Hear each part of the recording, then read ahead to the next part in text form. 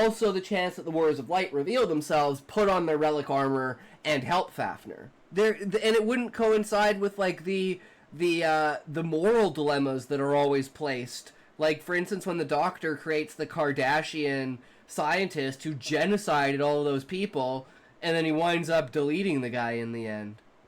Is that pretty much like companies starting to become like basically like have property ownership to the point that they're monopolizing the price on properties? Because companies own like 200, 300, 400 houses, and they're just not selling those houses under a specific price. Need some advice. D&D campaign first quest is our water supply is fucked. We need people to unfuck it. How can I get the players to be the ones to do it? Why wouldn't anyone else volunteer? Could either be knowledge of the area, so they have really good knowledge and they're the ones that know the route. Or they're like size matters, right? Like maybe they're really small or really tall or really skinny or something, so they can only fit in the crevice that could go. So like something about their physical features or something about their knowledge of the area. I think I'm a hoarder of channel points. Well, it's not like you can really spend them on anything, right? I mean, yeah, sure, there's some funny things, but still. Fun, we fucked around today, but that's okay. We did some good stuff too, you know? Gotta have some discussions for a little bit of time, kill the downtime. We even had the react go on for a little bit, but that's the way it is, right? So, hey, thanks for hanging out, thanks for coming by, thanks for having fun, and remember, as always, if you can't say fuck you to your friends, who can you say fuck you to? Fuck you! Just the main characters are, like, in trouble, kind of idea, to, oh, the entire tree is in trouble, to, oh shit, the entire continent is in trouble, to, oh fuck, the entire world is in trouble. Well, of course not. If you had the same stakes at the beginning as the end, they would be cold. You need to let them rest before you eat, but not that long. Exactly, Wombat. You know, it's like, it's pretty much beef jerky by that point. Yeah, see, I think that's actually a really good point. It is a lot easier to turn a short story than a fucking novel into a movie. Because they're, like, you're moreover expanding on the short story than you are crunching down, like, the book. I had an idea once for a film that follows the life of an American kid as he grows up, finds love, joins the military during World War II, goes to Europe, and then just gets shot in the head out of nowhere. No clean resolution, so much unfinished business. But so true, Wombat, because that's how it happens. You're just going about your day, and then the next thing you know, you're fucking dead. But their concubines are voted in by the people, so only female octopi have any chance of being like the president or the vice president. So unless they have some sort of way of separating the vice presidency and the presidency from the concubine state of the monarch, there will never be a point where an avian or an insectoid could be either the president or the vice president. It's not the events that happen, it's the events that the media reports on. And people think that so many events of something happened, like 3 months ago or so when the media reported on like 8 of those like Boeing crashes. And it was like all about Boeing and everything. And it was like, well, if you look at like the amount of, like, Boeing owns 80% of the entirety of like all commercial planes. So when you're talking about all of the commercial planes over the course of the year, and you're talking about within this small period they reported on 8 crashes, it seems like a lot, but it's actually like even under the average. Bye, beautiful bitches. True, there you go, Muffin. I rarely go to streams for the actual content. I'm here for conversation, not content per se. That's kind of what the stream is, to facilitate engagement and conversation on an individual level, to facilitate the sharing of ideas, spreading of ideas, manipulating, molding, and refining of ideas, new perspectives, and everything like that. No, we didn't. We just copied and pasted. It was pretty great. But that's the editing process, right? Moving shit around, figuring shit out. We made a couple of new character profiles. That's what matters. So, remember, if you can't say fuck you to your friends, who can you say fuck you to? Fuck you. Hey, Zoink. How's it going, bro? Welcome, welcome. So I gotta try this. Let's see what happens. Green square, green square, damn it, you beat me to it! minus Fuck! Square, that's exactly what I was gonna do, Zoin! How'd you fucking know? Minus blue square minus white large square, I mean, fair. Square minus. I saw this really fascinating lock, and it gave me an idea. So imagine, Wombat, it's a combination lock, but it requires a key. So you can't just insert the key and turn the key. You have to insert the key, put in the combination, and once you've successfully put in the combination, you need to remove the key. And when you remove the key, it like swaps, like spins a thing that swaps the hole and the actual keyhole opens. And then you can use the key on it. In Korea, yeah, you can make money. But you don't really make a living off of tournaments. You make a living off of being good at tournaments so that people know who you are, and then you stream and people watch you, and your stream is how you make money. That's generally how most people make money in... Yo, how's it going, everyone? We back at her again. How's it going? Yo, what's up? How are you? We doing good today? Void, I saw this, video for Final Fantasy 11 and I was like, oh my god, for some reason I just really want to play Final Fantasy 11 now. I was like, I can't believe the Final Fantasy 11 video is on here, and it's totally true. Final Fantasy 11 and the lost art of meaningful difficulty. What it means to actually have difficulty in an MMO. Like, the actual ability for you to coordinate together, right? And it being like a challenge to do stuff. And this idea, can I have mod? I mean, sure. But you'll lose your VIP. You can only either have mod or VIP. You can't have both. So, do you want mod or do you want VIP? I did something I never do, guys. I fucking cleaned my bong. Mod? You want mod? Alright, I can bump you up to mod. I don't even know what the difference between mod and VIP is.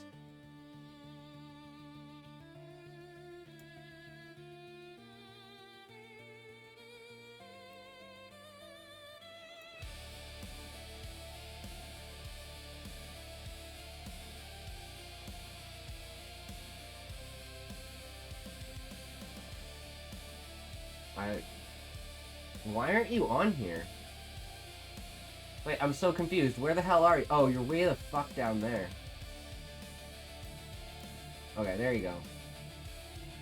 There you go. Now, mod, you can ban timeout, and VIP, you sit and look pretty. Ah, I see. So you don't actually have privileges with VIP. Whereas on Kick, you can be OG, VIP, mod, and... the hell is the other one Smokey has? Oh, Founder, right. He's Founder, OG, VIP, and Moderator. Tons of tags. Smokey's the fucking OG. But yeah, we saw this video, and I might play Final Fantasy 11 today, guys, and show you what it's really like. Hey, book buyer, Smokey, indeed, Smokey Toki, the Smokey himself. How's it going, book? What are you up to? How are you? How is the progress on your book, by the way?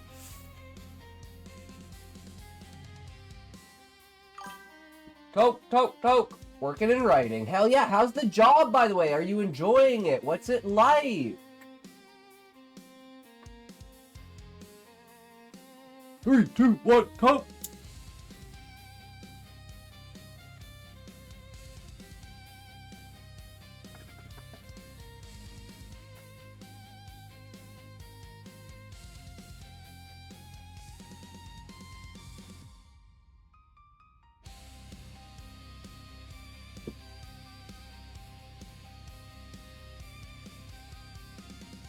Very slowly learning sales, but I like it. I like it better when we're busy. Yeah, being slow sucks. It's just like time just drags on. So you guys want to see something funny? Check this out. So I was curious about this.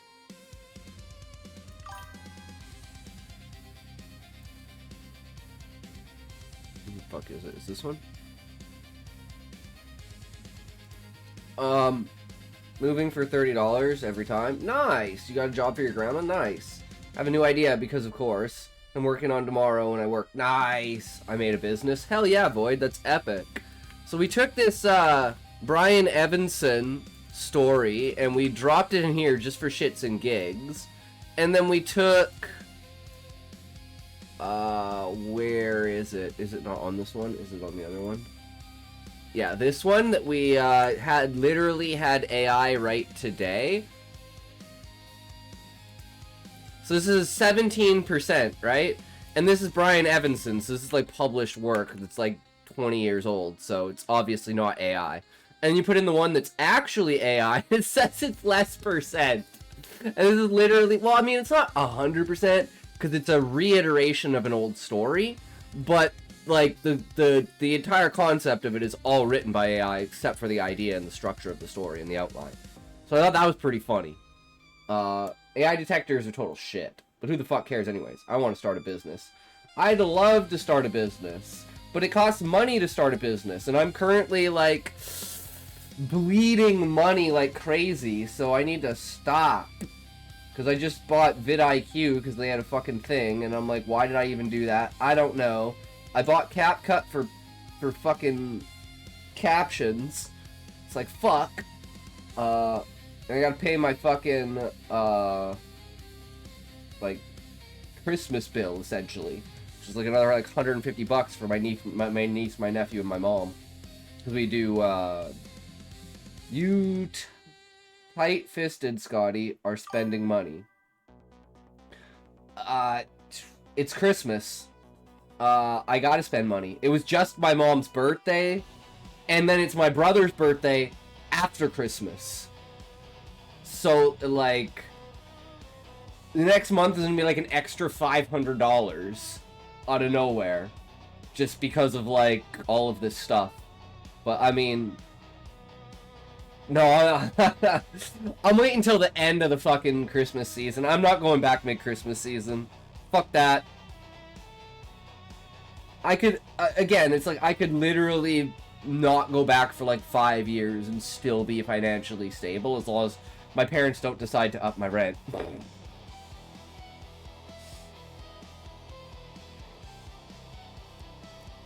But anyways, we saw this video about Final Fantasy XI, and Final Fantasy XI is my cult classic game, and the loss of difficulty, lost art of meaningful difficulty in video games. Living like a hermit. True, Raymond, exactly. But I did go outside today, Raymond.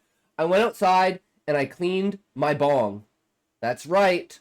I cleaned my fucking bong for like a month and a half. But how's it going, Raymond? How are you today, good sir? Or you got another essay for us? Yeah, I found this random channel. It was recommended to me, and anytime I see anything Final Fantasy XI, I have to watch it because I fucking love Final Fantasy XI. It's such an underrated fucking game. So fucking hot. Dude, it's 2 feet of snow outside here. Posted. Yo, what's up, Callie? It talks, you hobo! What's up, Callie? How's it going? No writing today? Oh, we're doing writing today. I wrote a story earlier.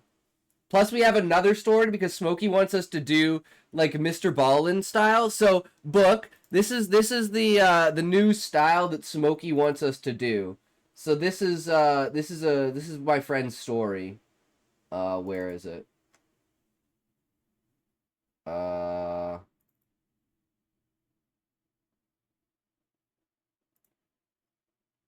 Here. Some people say it's the mist. Some people say it was the troll. I say it was the mushrooms.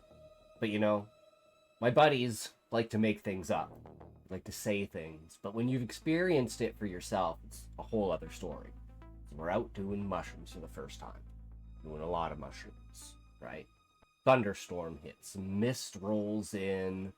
It's very eerie and ominous, right? It's like, I don't know quite what's going on. We think we're just tripping balls, right? Everything's going quite crazy. Never done this before. You don't need to see what happens out of the next. Smokey, what the fuck? Like, hey, we just got our hands on them. Let's do them. Somewhere around 12 grams or something. I took my glasses off for the reflection, so I didn't have a reflection. Because the reflection is brutal. It disappeared. out of nowhere. And, the three of us I love how you blame Smokey. Doing our own thing, looking for him for like half the night in this mist, hearing these sounds. These weird, like, groaning sounds and stuff. So we thought, you know, maybe he's in trouble or something like that. Never find him. We thought it was a lost cause. We were all f***ed up anyway, so we went back to, you know, pass out. So, you know, wake up the next morning and we have, like, all these messages on our phones. Like, dude, I found a troll in the forest. Dude, you guys gotta come over. I found a troll in the forest. And we're like, what the f*** are you talking about, a troll? Like, dude, we did shrooms last night. I mean, what? You probably just imagine Totally. and have f***ed up dreams. We I go over miss to my his house. sexy Be a librarians. fucking We can actor. put The those sweet same sight setters back in groaning place and slutty. moaning that we heard the night before, like, kind of thing. And with this pounding sound, and he's like, guys, look, I got a troll in my fucking, in my closet. He opens up his closet, and there's this thing in there. It's like all grotesque and hairy and covered in sticks and twigs and mud, making these weird sounds and stuff. And then, like, so guess what? Turns out it was a fucking autistic kid. Buddy found an autistic kid in the fucking forest. Got a $5,000 reward for it. Living large. All because we did fucking mushrooms. Crazy as shit, man. So, never doubt doing drugs. See you in the next one. Yeah, what'd you think? So the next one's gonna be a cave spelunking. Really wanted to say you had a troll in your butt. I'll pull down my pants and give you your free face mask. The fuck? You should be a fucking actor. I don't know, Callie. I used to do acting, like, when I was in, like, high school and stuff like that, right? I loved acting and stuff. It was a lot of fun. And, guys, look at that. It's not fair. Why?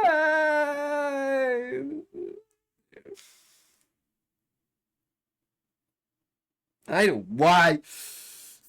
Fucking hate. But I hate myself more.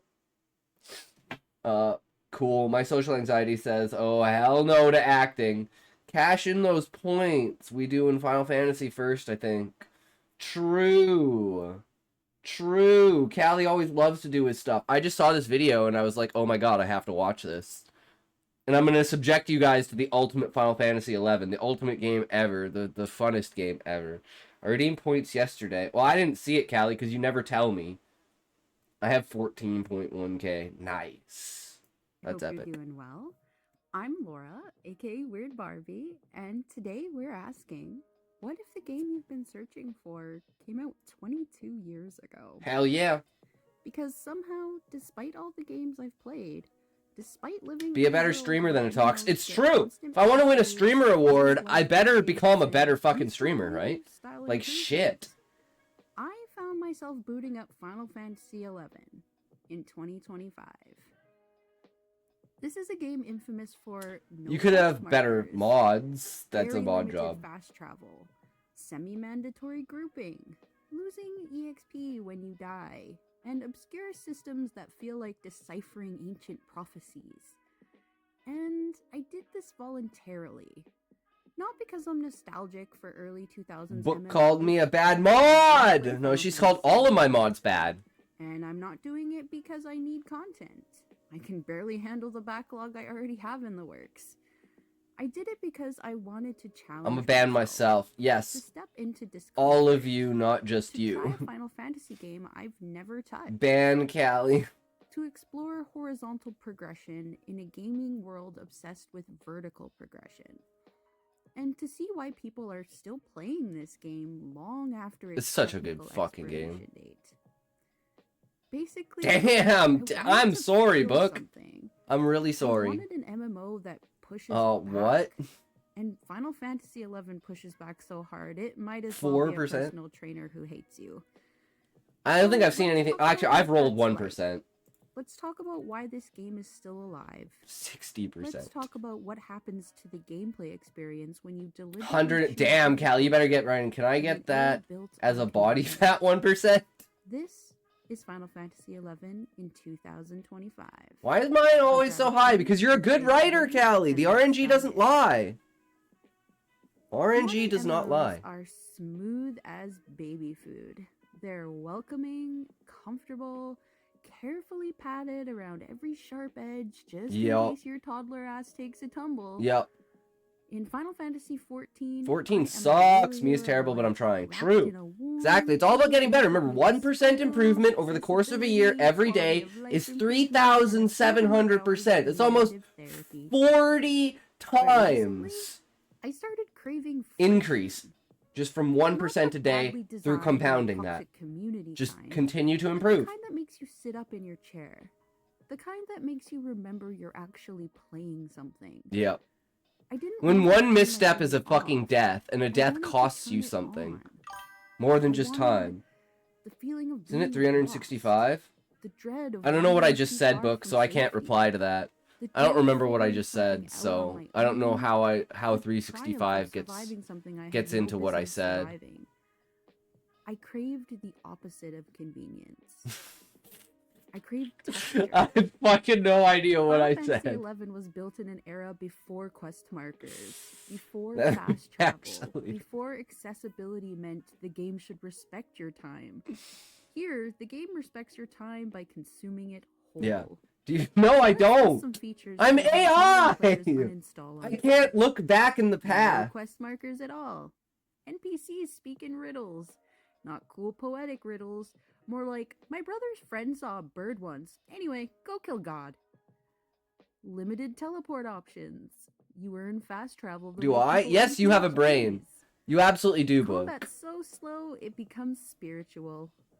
Early game attacks land with the power of a wet sock slapping concrete. Me of AI, I want to strangle ChatGPT. I need to remember shit from me, and it's terrible. Sound, smell, that's why I use Grok. Grok remembers everything I do. I can go back. It will reference shit from like 2 years ago. An entire evening gone. In modern MMOs, these would be flaws. In Final Fantasy XI, they are. I use Grok, but it also is terrible. It's a compromise, right? It remembers, but it's not as good. But then you use it more as a crutch because it's not as good. Defiantly indifferent. Keeps talking when I want to record it to record. You end up getting more back from it. I won't lie. My character's pretty hot. But the game is hotter. It's flat out gorgeous for a game old enough to rent a car. Yeah. Not in the I'm like, shut up! Record only! Way modern games chase. It's beautiful in a handcrafted, stylized, intentional way. The sunsets in Gustaberg, the fog rolling over Ranfauer, the starfield stretching across Lothian Plateau. The music, soft, melancholic, hopeful. It all hits so much harder because this game is almost 25 years old. It's so true. 25. And it does not look that scene with the bird makes me think they're stabbing it in the butt. How good Final Fantasy XI can look while still being functionally in the MMO Stone Age. Yeah. Like, the UI is ancient. Yeah, the UI is actually garbage. Logical dig. The controls are, let's call them historically significant. But visually, emotionally, atmospherically, the game knows exactly what beauty is, and it presents it like a maestro conducting an orchestra. It doesn't need realism. It doesn't need fidelity. I made like 50 cents a commission since I started. Damn, that's pretty good. That's pretty good. I I made $4 in commission from MasterCards the entirety of the 2 years I worked at Walmart. No, $50. Oh, $50. Holy fuck. Oh, that's insane. I don't know why I said 50 cents. Sometimes it attaches itself to I'm retarded. sense of memory. Sometimes you look at something old and your That's brain low. whispers, I remember. Yeah, you get $4 a MasterCard. I sold one to myself. You weren't there to experience it. And that's exactly what Final Fantasy XI feels like to me. I do remember the coworker made about 100 or more a week on average. Damn, that's Final crazy. Fantasy as an MMO, that concept alone exploded my young brain. Yeah, I know, right? It's very. This is like the very. Final Fantasy X was my favorite game, and then I got Final Fantasy XI, and I was like, holy fuck. I barely barely even knew so what an MMO was. Yep. And New didn't police, have soon you PS2 butthole. that You, connected to the yes, I internet. know! Smokey, I found Druid is computer coming out! wasn't really Druid running is as being a actually rollercoaster coming out in of 3 insane fucking good days. and We're playing it populist. so fucking So hard. instead of playing it, I We're did playing what it most so kids did fucking before hard. Druid yo broadband mom. internet and YouTube existed. I will Druid yo I mom. imagined what it must be like. True. Playing it now, I only heard butthole it of that somehow sentence. feels exactly like the thing I imagined. Even though this game is 22 Look, years she gave old, me this. It radiates that early 2000s God damn spirit it, so Smokey. strongly that I feel nostalgic for a game I never actually got to experience at the height of its popularity. The menus, the music, Yeah, that the was a sound dead effects, body. the low poly charm, they all hit that same pocket of comfort that old school RuneScape's login screen does for me. Yup. She's an Now, old school coming RuneScape player, so directly it's from understandable. Final Fantasy XIV, I didn't realize how deeply vertical progression had shaped my MMO brain. Yep. Gear replaces gear replaces gear. Yep. Every patch wipes the slate clean. Your crafted gear from last month becomes historical fiction. Final Fantasy XI said, "Bitch, get off the treadmill and go touch grass."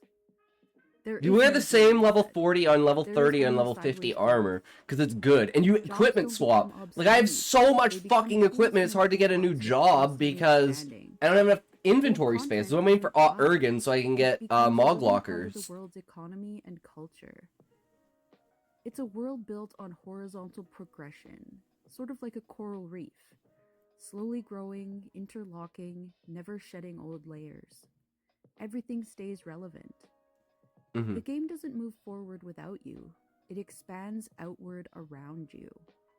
It's not a I want to play contained Summoner missed so you. bad. system. True. Horizontal Oh, progression stream makes the world boo. feel alive because the world doesn't forget its own history every True, 6 Smokey. months. I hope you're talking to Book. Now, let's switch gears a little bit and address the setup process.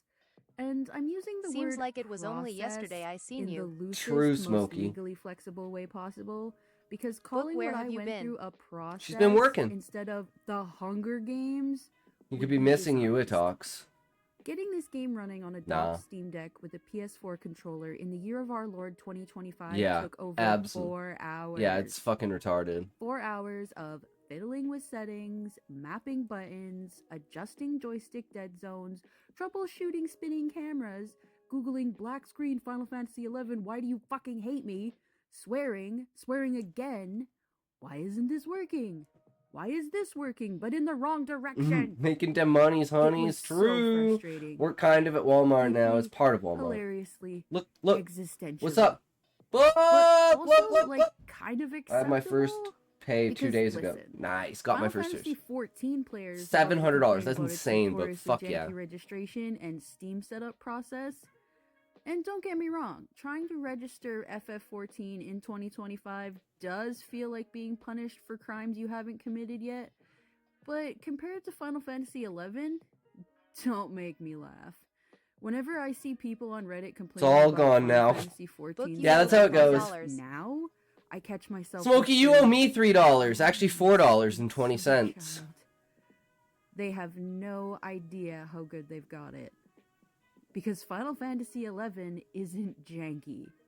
Final Fantasy XI STFU is it talk cosmic before I horror. slander you. I get You paid don't on fight Fridays it, bi-weekly. You Hell don't yeah. negotiate with it.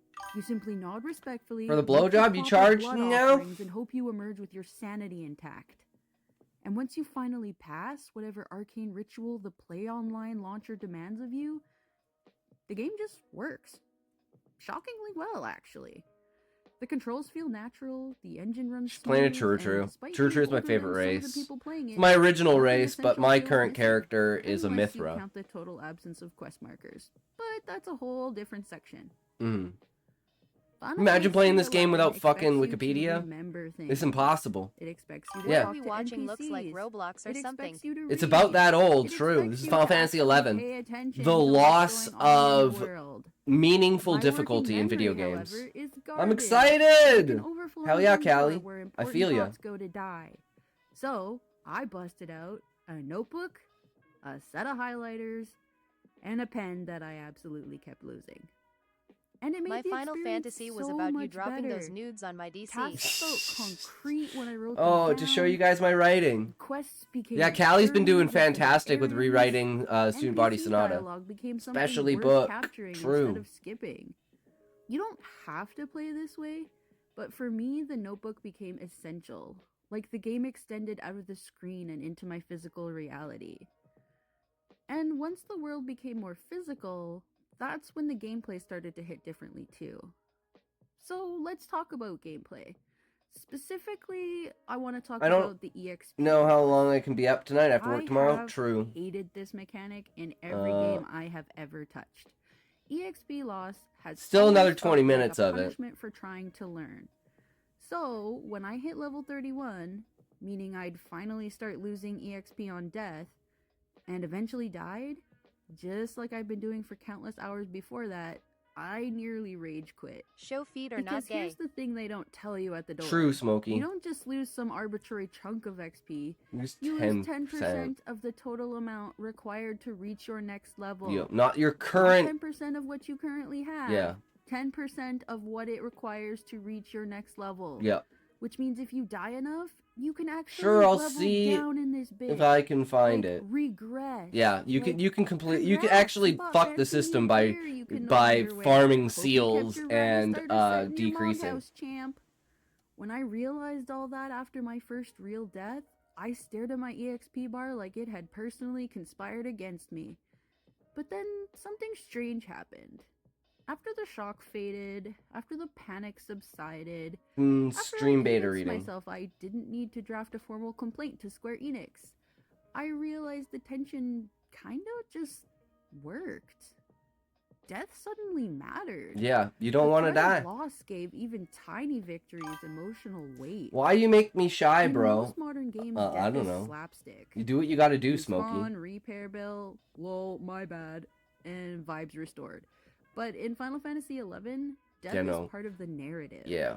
You And feel it's like, it makes you get remember connected it. with your party members and Tell stuff people instead of about just it being later, some like a love randos. story. You actually have Death to isn't a like work failure, together it's and a chapter play, in your which is something character's that's like, journey. when I played Not Final just Fantasy forgotten 14, what that felt the like. only time I ever typed in the If the chat person is when I isn't was there just to hurt fucking you, around it's talking to there people. to Like, I anchor you, never to typed, make we you like, care, no one would to talk in a make the dungeon. You world just feel picked your less role like and did your thing. It content was so and fucking more like an boring. experience. There's no And that sense of interactive play with consequence it. flows directly into some But yeah, I think we watched enough of this. Pretty much, yeah. I got my nostalgia hit. So, Callie. Can I leave the basement now? I don't know. You have to ask my mom.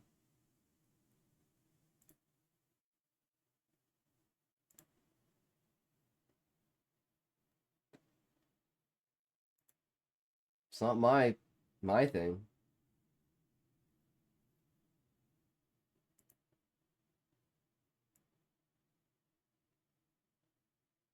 Wait, is this not an entire chapter, Callie?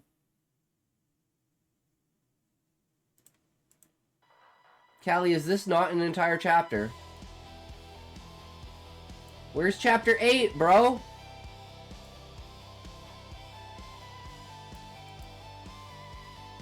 What's going on here, Callie? Oh, we're in an ad break. I'm retarded. I didn't even notice we were in a fucking ad break. God damn it. I can make chapter 8 with Grok. Give me a moment. I'm gonna do that, guys. Guys, check this out. We're just gonna let this one be like, hey, can you, I am waiting for Callie to write his chapter 8, but I'm too impatient. Write it for me before he does.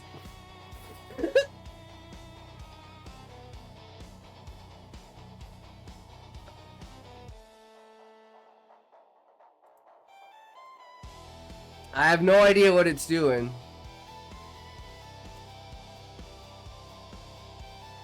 But hey, it decided to write a fucking story, so let's go with that, right? Do you remember that alien bro? Wait, your dad? Are you talking about your dad, Smokey? Alien owlaloo screaming. Oh, Smokey, do you know, this is what we did yesterday. Oh yeah, Smokey, check this shit out. Okay,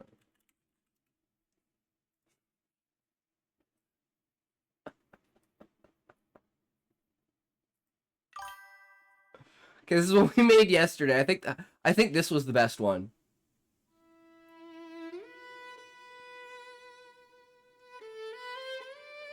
Oh, no, actually, it was this one, because this one gave... Okay, yeah. Yeah, it's this one. Lost in the woods where the echoes collide. Shadows are dancing, no place to hide. I call out once, it answers twice. Hallelujah, hallelujah. You hear Hallelujah, it too. hallelujah. Oh, the night breaks The prompt was this. the sound Hallelujah, of the hallelujah. tree. I just repeated that. Hallelujah, hallelujah. Hallelujah, The hallelujah. whispering breeze. Hallelujah, hallelujah. Hallelujah, hallelujah. It follows me. It came out pretty good, didn't it? I don't know if I got the Alu. Set free. That's what aliens sound like. Soft on a mossy Hallelujah, floor. hallelujah.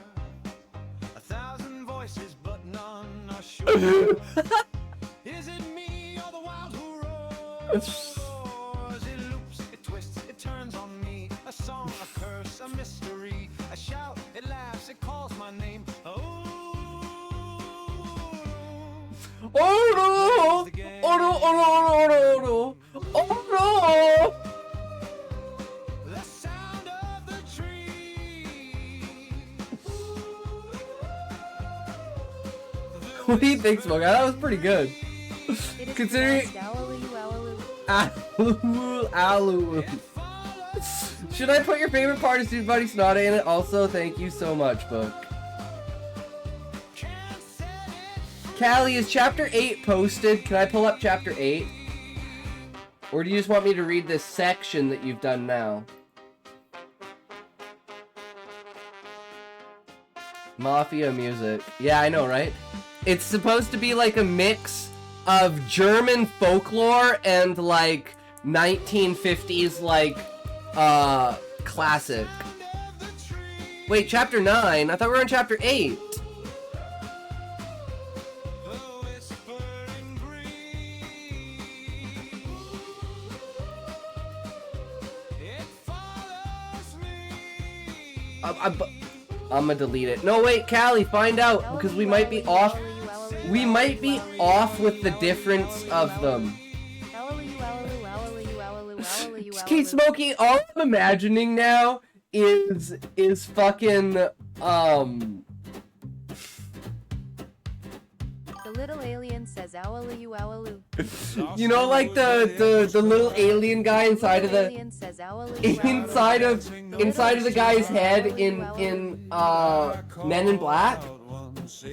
Like, I'm just imagining him like that's how he speaks. Just a little like it's just like this tiny little thing. TTS the little Blue alien balls. says hallelujah, hallelujah. So Callie, find out if this is the chapter after the greenhouse chapter. Because we might be off on the number of chapters. It's chapter 9. Okay, because you move chapters around. So as far as I know, this is chapter 8. Look, Discord, that's the alien. Where? Where? Oh, DMs. Footsteps off the mossy floor. 1,000 voices, but none are sure. Is it me or the wild? Oh! TTS the little alien says hallelujah, hallelujah. It loops, it twists Ow! me. A song, a curse, a mystery. I shout, it laughs, it calls my name. But yeah, that was some good stuff. Okay, so we got chapter 9 here from Callie. Okay, well this completely fucked up. Let's just go back here. Why is this all okay there? Perfect. Callie commented, look above.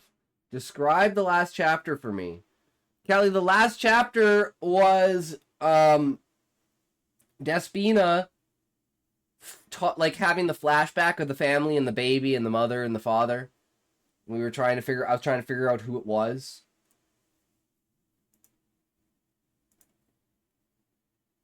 So, but the way that the chapter structures have gone, because you moved chapter 6. Remember, you moved chapter 6? So whatever chapter we had, I've moved it down. But because I don't know where you put chapter 6. Like, what chapter is chapter 6 now, Callie? Now I want to write something kind of weird. Would you let me owlu you? Yes, Smokey, I would alawoo you as well. Like the hand being the one.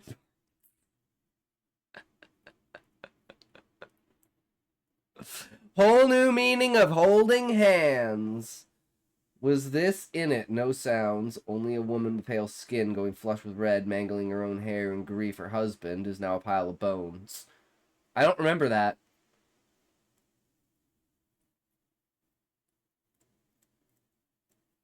Couldn't tell you, Smokey. I'm sorry, bro. I'm just not that good at it. I don't know what to tell you. But, like, yeah, I have to Bro, don't figure make out me a say way it. to make it teen appropriate. Bro, don't make me say it. I don't know what you're saying, but, either way, it doesn't really matter. You want to tell say it. your son a story, I asked, shocked, and my voice returned to me. That was the ending of the chapter. Despina spoke for the first time. Okay, so what did you do with... So did chapter 6 become chapter 7, Callie? Because we read chapter 6, and then you replaced chapter 6, so chapter 7 became chapter 6. Queen! How's it going? Welcome, welcome, Queen. How are you? What are you up to? How has you been, Queen? Okay, I'm doing my hands as private parts story. See you in a bit. Hi, Queen! Sounds good. So yeah, I don't know, Callie. We're just off on the number of chapters, but it doesn't really matter. TTS Alright. the little alien says owlu. You double TTS'd that, Smokey. Alright, let's get a toke, and then we're gonna read Callie's story.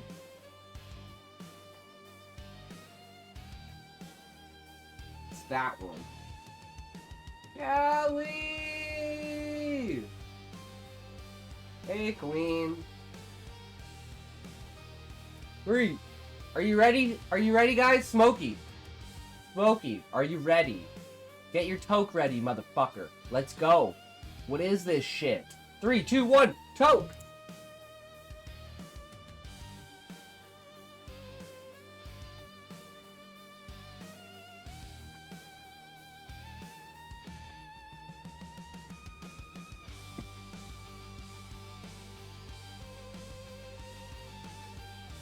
Fuck you, Smokey.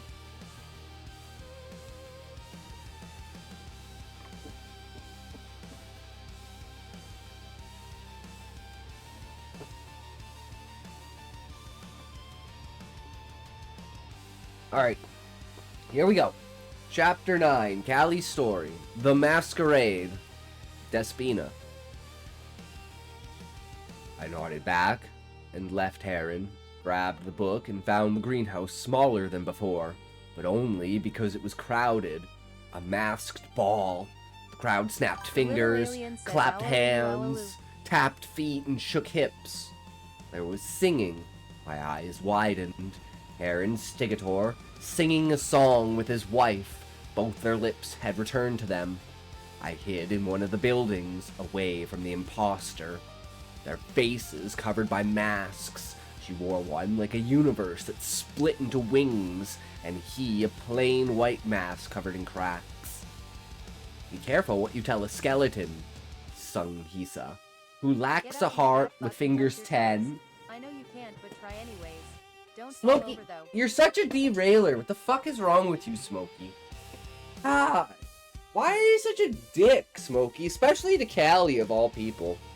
I can't believe it. Queen, can you believe this guy? Can you Bro, I believe this didn't guy? even redeem it. He's so ridiculous. He even denies it when there's like physical evidence. Smokey, why do you even try, bro? You fucking asshole. So you're the asshole. You're the one who interrupted the story. What the fuck? Smokey could do no wrong, what you mean? I mean, he can't do any wrong, but that doesn't mean that he didn't act. That means he didn't DM you to do it, Queen. That doesn't mean he wasn't whispering you to I didn't even convince redeem you. it was Queen MFER. Yeah, I know, but there's nothing that says that you didn't Next entice try, her, better luck Smokey. next time, fat ass. Get You're back in you're that up chair, here in you her lazy ass DMs, streamer. getting her to use Get all up of her and fat fuck and points. touch your toes. I do what I want, sir. Getting any close to those follow toes? No, I'm not. I was about this far away, and now I'm about this far away.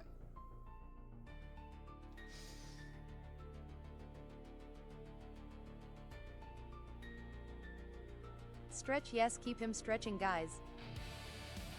Oh. Fuck this streamer.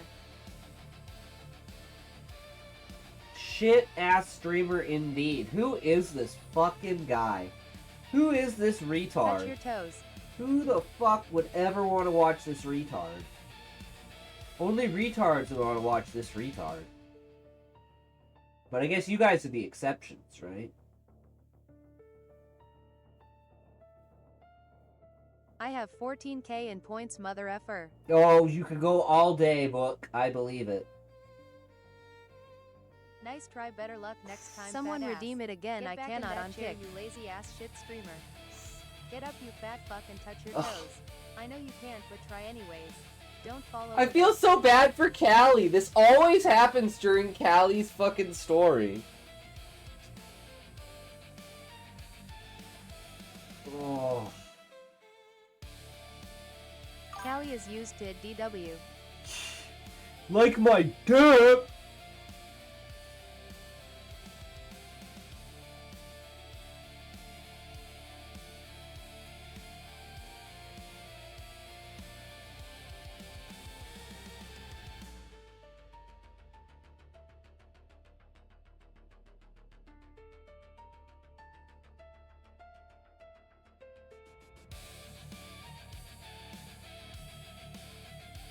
We tried, it just doesn't work! Ah!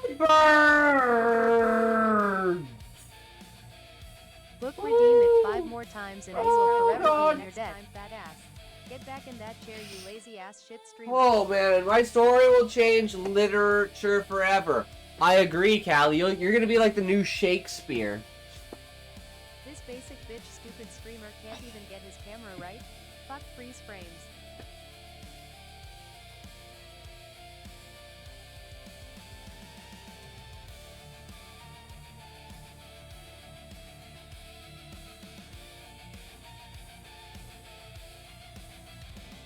Who has arm penis? I want one.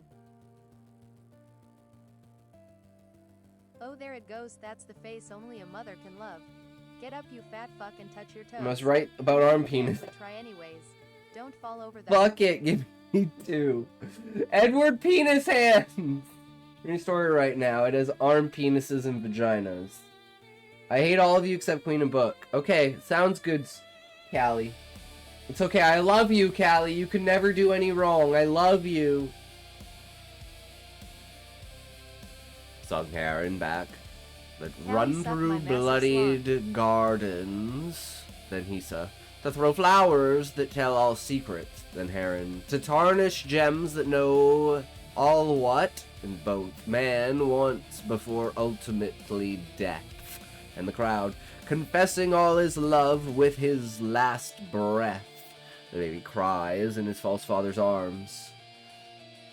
Damn! Man, Book, it's a day for you. Nice try, better luck next time, fat ass. Get back in that chair, you lazy ass shit streamer. Ooh, damn, those are some massive tits. Nice. That's the way to do it. Let's go. You could never make her laugh, could you, Heron? Tried Atisa. My apologies, my wife. I hate this stream. Fuck it. Exactly, book. It's fucking me, so I'm fucking it. Exactly. You just take it and you go... Nothing left. Want to see my tits? Yes, Smokey, I want to see your tits. Show me them titties! Oh my god, you have tits, Smokey? Scotty, show us your boobs. True, here, boobs! And you know perfectly well I prefer you never apologize to me. Ever. I'm gonna go to bed. Callie, you can't go to bed! We're reading your fucking story, bro! You made me stop watching my video to read your story, and now you're gonna go to bed? I think everyone has tits. It's true, book. Just like everyone has nipples. Yeah, exactly. Queen! Actually, we weren't. Lol. We're fucking around. Oh, Callie, I'll take you to bed. How about that? And you know perfectly well. Oh, he grimaced. Angry, either at himself or his wife. My one boob is But he bigger than the other. only Is that had okay? to get it wrong a few times, and they'd be perfect together. Exactly, Smokey. That's because you work out one arm. You need to switch hands when you're fapping, bro. It would be perfect for her, to her. She wouldn't know the difference between the flesh of her husband and the skeleton wearing his skin. Masquerading as her lover.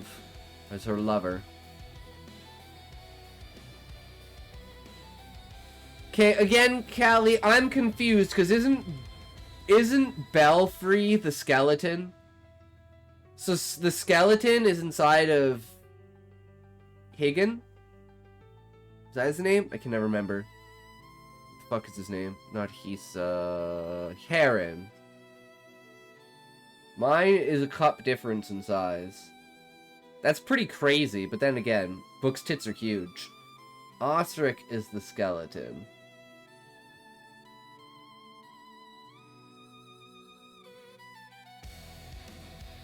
Okay, Callie. So Osric is inside of Heron right now. And that's...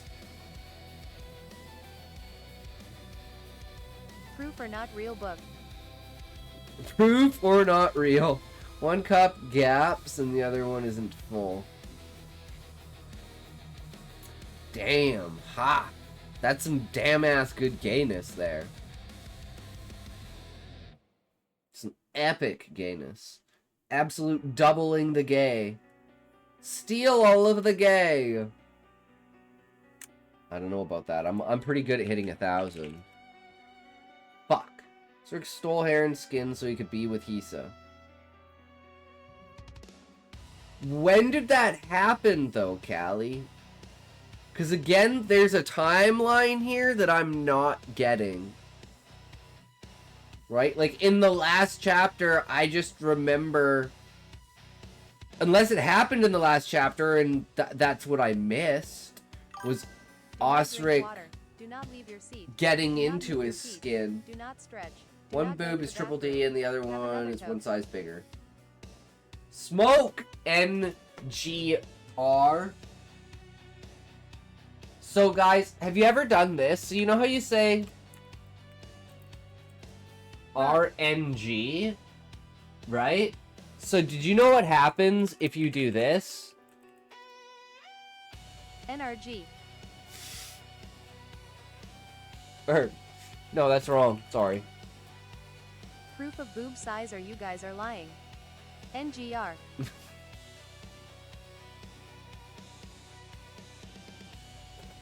Let me fix this. Proof of boob size or you guys are lying. See my boobs, Smokey? I stream. It's true, Smokey. And you know it. And you know it. Don't lie, Smokey, just because you want to see her tits again. You live now? She streams in the morning, I believe. 3, 2, 1. Go! She. San. Ni.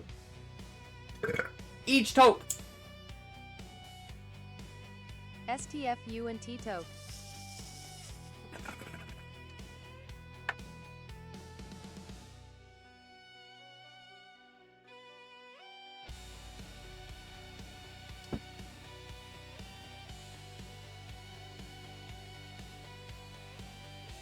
I don't believe Smokey. Yep. Totally. Sucks to be Smokey. Exactly.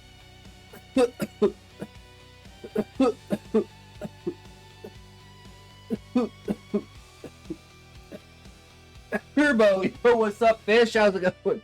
Fuck's sake. True, L. Okay. Sorry, everyone. No, the Banshees. We'll be here to address your needs. Address your needs. I love that Fish came in on Boob Talk. Fish always comes in on the best stuff. Especially meat. Issa walked over to the door I hid behind my body, relying on instinct to force my feet away from this spot. With a face so familiar to me, I wondered if I should run at all. I hadn't officially met her before this, but Father would always speak so well of her when she left our garden. Oh, because Despina's here because Osric is her dad, and he's don't address me at all. Fish, you don't know me, kid. Also, unless you're 40 plus, I'm not a kid. I think Fish is 12, but whose story is this? This is Callie's story. The all-powerful, almighty, all-wonderful Callie. The true. The little alien says owlaloo owlaloo. No talk of X stuff, then. No, I'm joking. I'm joking. He's like 26. I'm just fucking around. Void, on the other hand, like Void, Sleepy, Muffin, they're all like 13, 15. Inches deep in your mother, perhaps, but then again, she doesn't shower, I bet. Ooh, you scared me. That's okay, it's like, Book, so there's this thing. If you say you're younger than 13 on Twitch, you get banned. And, we had a guy do it. And he got banned. Because he was like, no, I don't believe that. And then, like, 20 minutes later, his account was gone. So don't ever say, even jokingly, that you're under the age of 12, because your account will just automatically get deleted.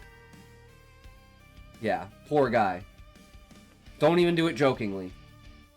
You'll just disappear. It sucks.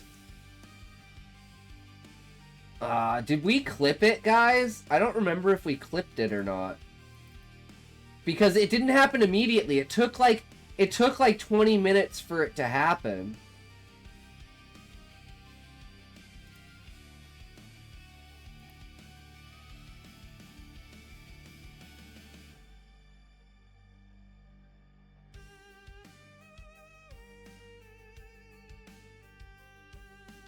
No, I don't know.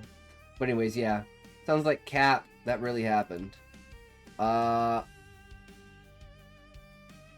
Also, are you Lerm or Fish? Choose or I get to. I call him Fish. Because it's like his last name. Big Brother type stuff. I don't know. Fish it is. Hell yeah. Call me step Didn't bro. I say don't talk to me? Smokey. Sure thing, step bro. Ooh, ooh. Shut the fuck up, Fish. Like how they describe a woman passing as a fish. But yes, anyways, ain't no way Big Brother has struck on Twitch. I don't know, I wish I could go back and find it. I don't know, it happened like a week and a half ago or so. I mean, my streams are all on YouTube, so you can go through and find it.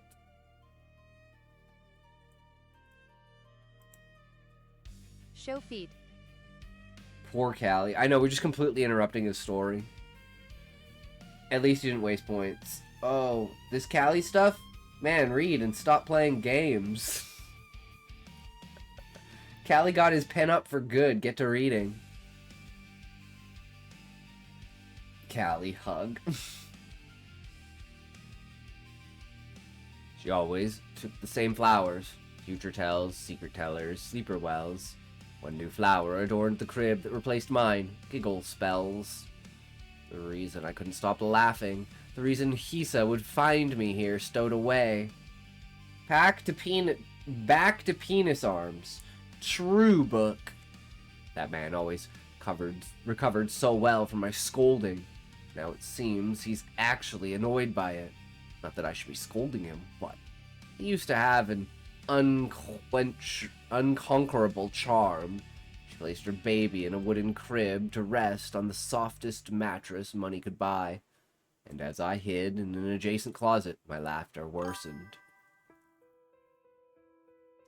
Oh, don't play games with me, Smokey. Jesus.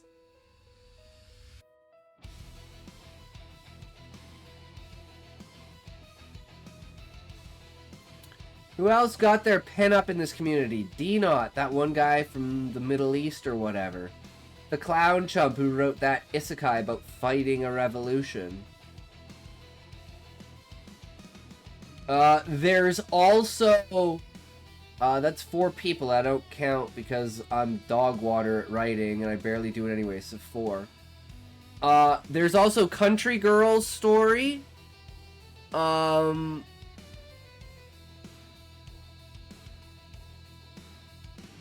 Yeah, a lot of people haven't shown up in a while, so I hope they do have their pen up and they come back with brand new stories to show off, right?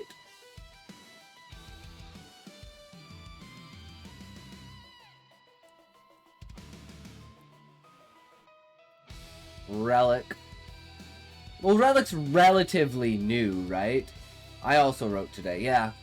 But yeah, Relic has definitely, like, highest quality besides D-Not. Country Girl, she got her pen up. Yeah, she's the one who's writing about... No. She's writing about, the Court in Ellie and the Shadow Powers and the Coven of Witches and the Werewolves. It's like witches versus werewolves. We know you stay with your pen up. I came up with a dumb routine that'll only last a week, probably. Who knows, Callie? Highest quality? D-Not. Well, it's between D-Not and Relic. They're, I'd say, about the same. And Relic is trending. Fish, Relic is trending top 20 on Amazon. With the 10th mark. So you should go buy it for 99 cents if you have Kindle. I bought it for free during his free promotion. I know this is a white person thing, but werewolves would murk witches, I'm sorry. Wait, so if I cleared up my writing, my quality would go from amazing to fucking amazing? It's not between nothing, boy. D-Not. I don't know, Lermfish. Ads! You help me. Does yours vibrate? Every day. It's in right now, Smokey, being controlled by some random stranger. Through Lovin's remote. Every stream, every time, I always have it in. Why do you think I'm so giddy and uppity? It's kinda hot. True, Smokey. That's why I'm always looking at my phone. Because I gotta, like, you know, check it. Switch things up, give people new opportunities. But hey, if I like the way someone's going, I keep it on it for a couple hours. Thing lasts for about 16 hours. I got 6 of them, so I'm just rotate through them. Why do you have so many? Because the batteries die? Duh. Duh.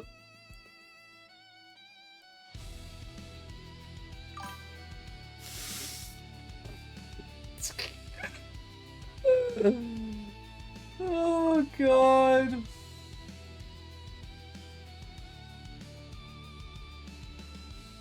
Ads, but yes, Naughty Boy is where it is. Then Fish, if you think that, then Not should definitely publish his Libra. He came in the other day and said he's reworking it a bit. Because if you think he's better than Relic, and Relic is trending on top 20, then D-Not could probably trend top 10. Stop playing with the kid, man. I'm trying to tell you what's poppin'. I mean, go check it. Tell him to publish it on Amazon and watch the money flow in. Hundreds of thousands of fucking purchases. Millions of pages read. What? No, Relic is writing the comfy town with a cryptid. Like, Relic's the detective in the cryptid town. Like, his is one of the most intriguing ones. Sorry I had a nosebleed. Damn, Void, that fucking sucks. No, nosebleeds are goddamn annoying. Hate that shit. That's never good. The man always recovered so well from my scolding. Now it seems he's actually annoyed by it. Not that I should be scolding him, but he used to have an unconquerable charm. She placed her baby in a wooden crib to rest on the softest mattress money could buy. As I hid in an adjacent closet, my laughter worsened. Isa turned the lights on, which allowed some window to my small space where I found some books. There was blood clot. Oh, that is not good. Talk somebody reach the quality. You blank. Nobody had wrote anything about an old cryptid. No, we haven't gotten to that part in the story yet, Fish. We have not discovered that the town. We've discovered that the town is crazy, and it's the 10th mark. There is the 9 silent, or it's called the Silent 9. What? Udu, not about that word. No. So the town has 9 killings in it, and there is the 10th mark, which is the 10th person who will be marked for killing, which I think is like the main character that we are watching, or her son. And then the detective comes into town, and it is like, you know, it is very creepy. I am trying, Gary, but I don't know. I am trying to tell you to get more clear. Okay, let me get this straight. Okay, we're going to take a step back, Gary, and you're going to tell me, how is Osric a skeleton? I bet this doesn't even work. I thought he was Jamaican. I thought he was Jamaican, or maybe older, so maybe somewhat. Yeah, so why and how is Osric a skeleton?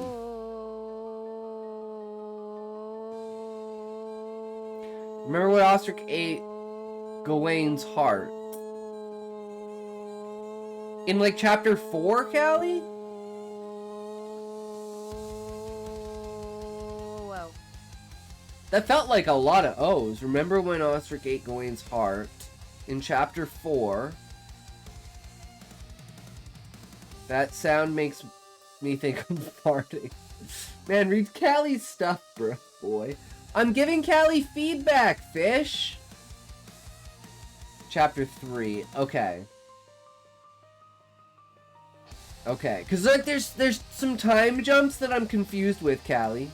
71 septendecillion 638 sextillion 262 quindecillion 773 quadruordecillion 737 I did not hear fish. I heard bish. 287 duodecillion 483 undecillion. Turned into a skeleton when he ate Gawain's heart. 472 nonillion 662 octillion 892 septillion 747 sextillion 937 quintillion 272 quadrillion. My head! 73 bet.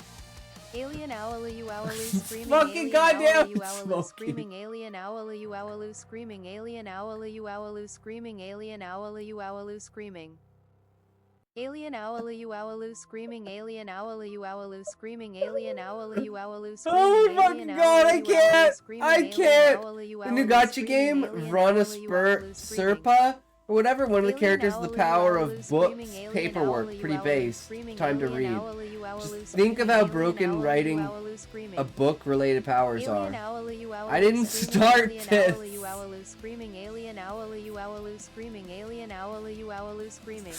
Technically you did, Smokey, but Void wasn't here to witness it. Can we get rid of TTS?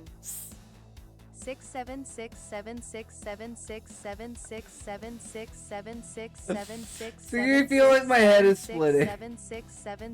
No.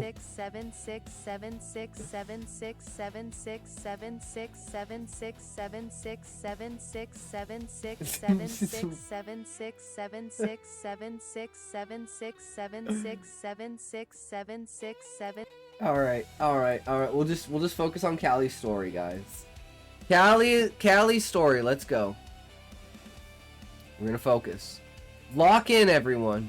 Lock in. She placed her baby in a wooden crib to rest on the softest mattress money could buy. And as I hid in an adjacent closet, my laughter worsened. Alien Ulo, I can't even say it, screaming. True, Raven. Why does anyone expect anything to get done in this stream? My story's so terrible that we have to distract ourselves from how low quality the writing is. Kappa. No, it's only the people that aren't writers that are being bitches, i.e. Smokey. Smokey's a fucking... I was just about to say the F word. No, I'm retarded. There's a difference. Because a fool is just an empty shell. Someone who needs to learn. I'm past the stage of learning. I'm fucking retarded. Right? A fool is just an empty shell. I'm filled up with just straight retardation. Now my views go pew.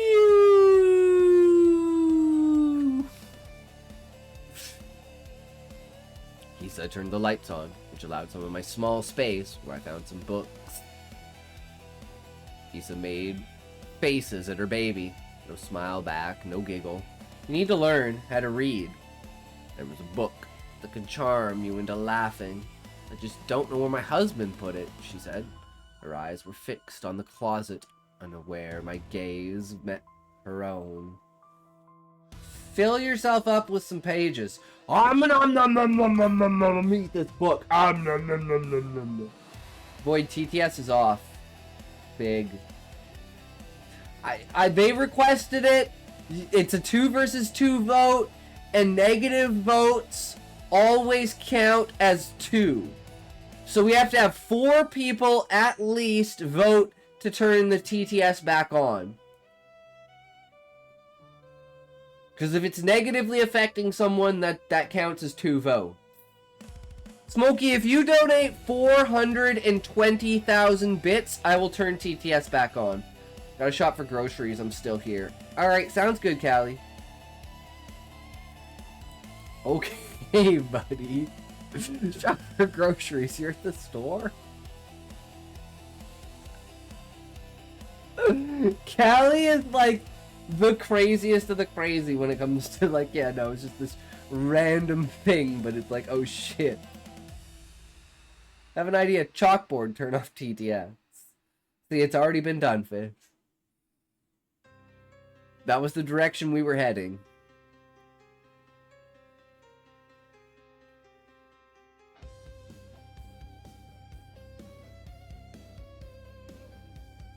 I almost thought that was you. Or she would find me. Dug through the pile of books I stood on.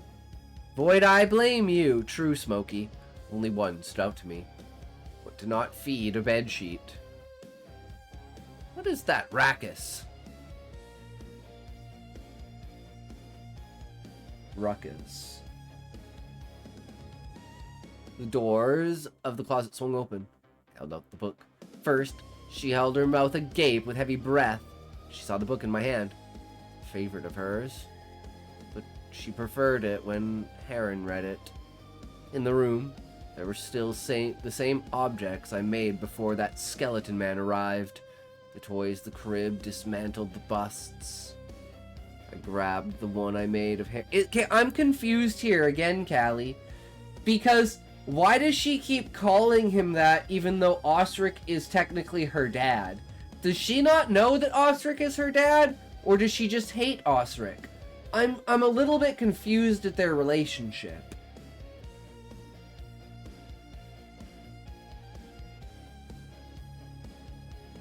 I think this is mainly the problem of coming back with the rewrite, because I know stuff that happens in the future, at least from the old version. So it makes some of this confusing.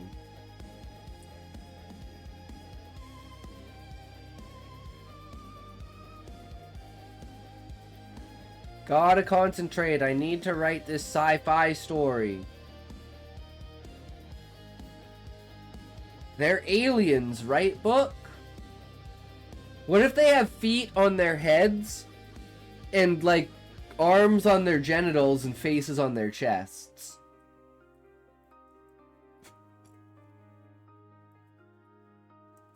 Arm wrestling with the penises. That's cool.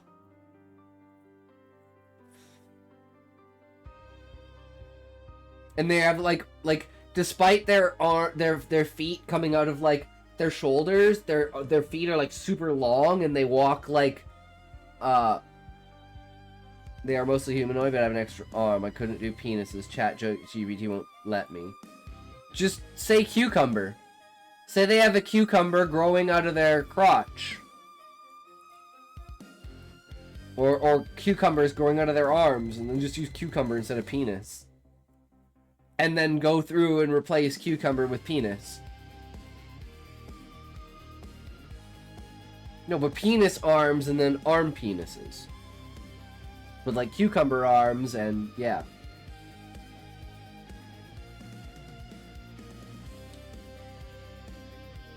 There's always a way to work around the system.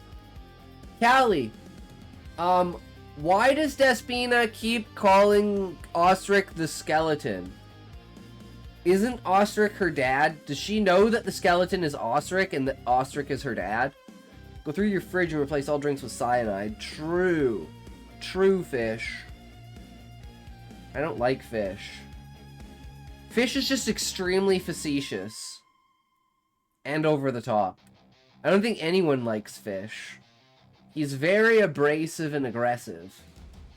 But it is what it is. You should go buy a book to keep.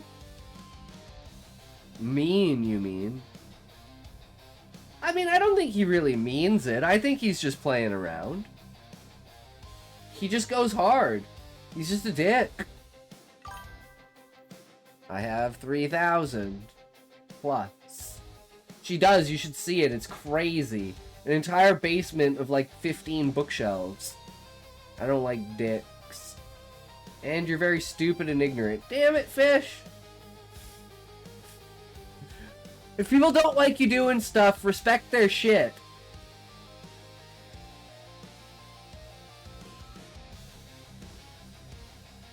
Or I will ban you. The one rule is if someone doesn't like the shit you're doing, just be respectful. I don't want to see this clown-ass dude's book collection. Sorry about that, book. For real, shut the fuck up, fish.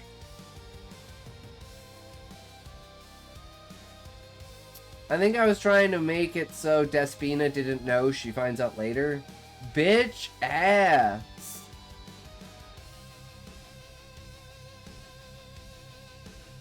True. This is why fish has no friends, guys. I mean, it is the way it is, right? Treat people like that, you ain't gonna fucking fuck around, find out, bro.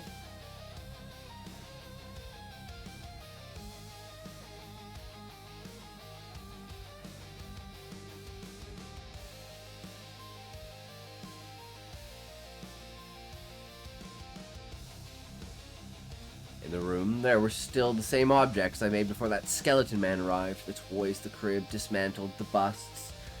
Me like Callie and Queen and Smokey. Yeah. I agree. You guys are chill and cool. Oh man, Scotty, you're too smart for me. Hey man, just if someone doesn't like shit, don't do shit. You should get a girl to suck you off, bro. Wow, bro. No, I'd rather suck a dude off. Get me a dude to suck off. That'd be better. I grabbed the one I made of heron and gave it to the baby. Quite resourceful, she said. She opened the book. Be careful. Do not feed a bedsheet a lamp. It'll think the day is not done. Should you both not have the sun in that bared eye and lock and key. Be careful. Do not feed a bedsheet your eyes. Should you not believe it, darkness needs sight to receive it, and thus grow tired and fall asleep. Be careful. Do not feed a bedsheet the sun. Should barred eye unlock, set free the sight of every clock and let the time descend from every wall, and what you should not ever do is feed bedsheets at all. Have you seen the way the spine bends? Keep going with this baddie boy stuff, man. Smartest person ever. Smarter than Trump even. Nice. Scotty likes penises more. I mean, they're funner. What can I say? Like, I want to have a wife and kids and stuff, but if you're just having fun and fucking around, I'd rather suck dick.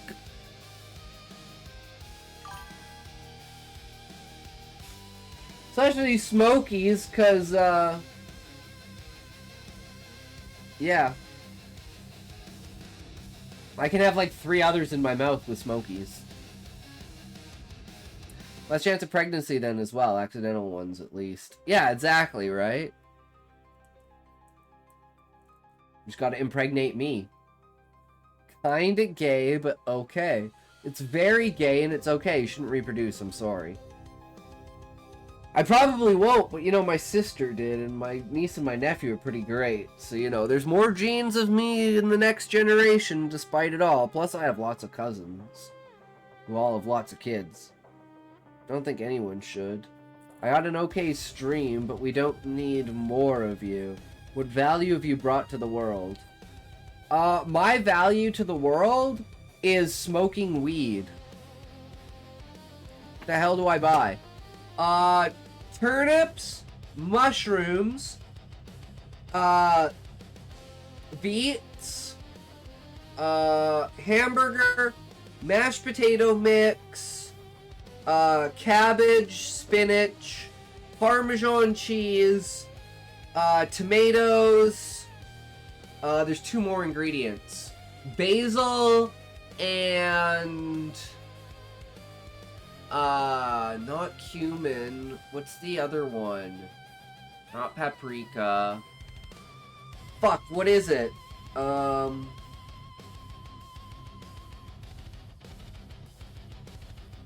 It's not oregano.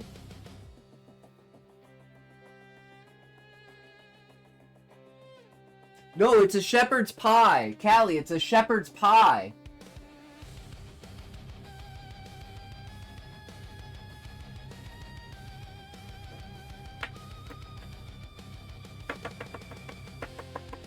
Smoking an herb that's valuable to who? Jamal on the street corner, perhaps. When you buy his weed so he can afford child support payments for his baby mama. It's legal in Canada. I buy from a dispensary. 100% government fucking weed, guys. Smoking the government weed.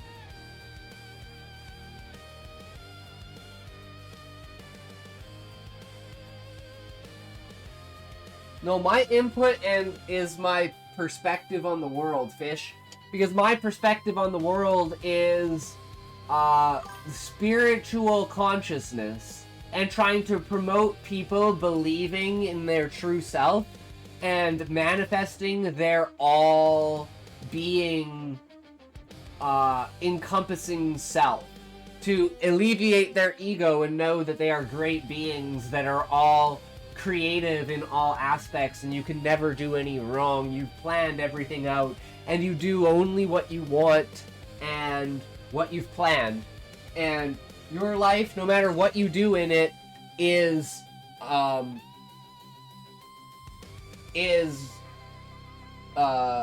like grace and glory and amazingness, right? People say, well, what about people that kill other people and stuff like that? Well, it's like a conjunction. It's like, imagine getting a D&D group together or playing a game. If you knew that life was a game, would you really care as much? If you knew you had an infinite amount of lives and you had experienced everything thousands and thousands and millions of times, would you think of life the same way? And I don't think of life the same way because I think that. No, Fish, I just believe that consciousness is the ultimate being. And consciousness and creativity is the only thing that matters. And yeah, so all you have to do is believe in yourself, no matter what it is, and you'll be set. And that's the world you have. I love Scotty. He's a good bro. I actually think you have brain damage. Once you say spiritual manifestation stuff, I sign out. We have no life, though.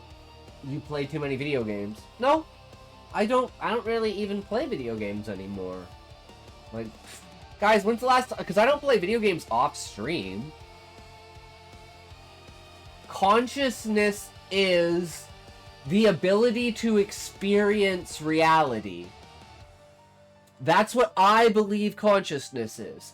Consciousness is the mechanism through which reality is experienced. See, now I feel sad for Fish. So angry at nothing. Anyway, back to writing. True. Can I have TTS back so I can spam?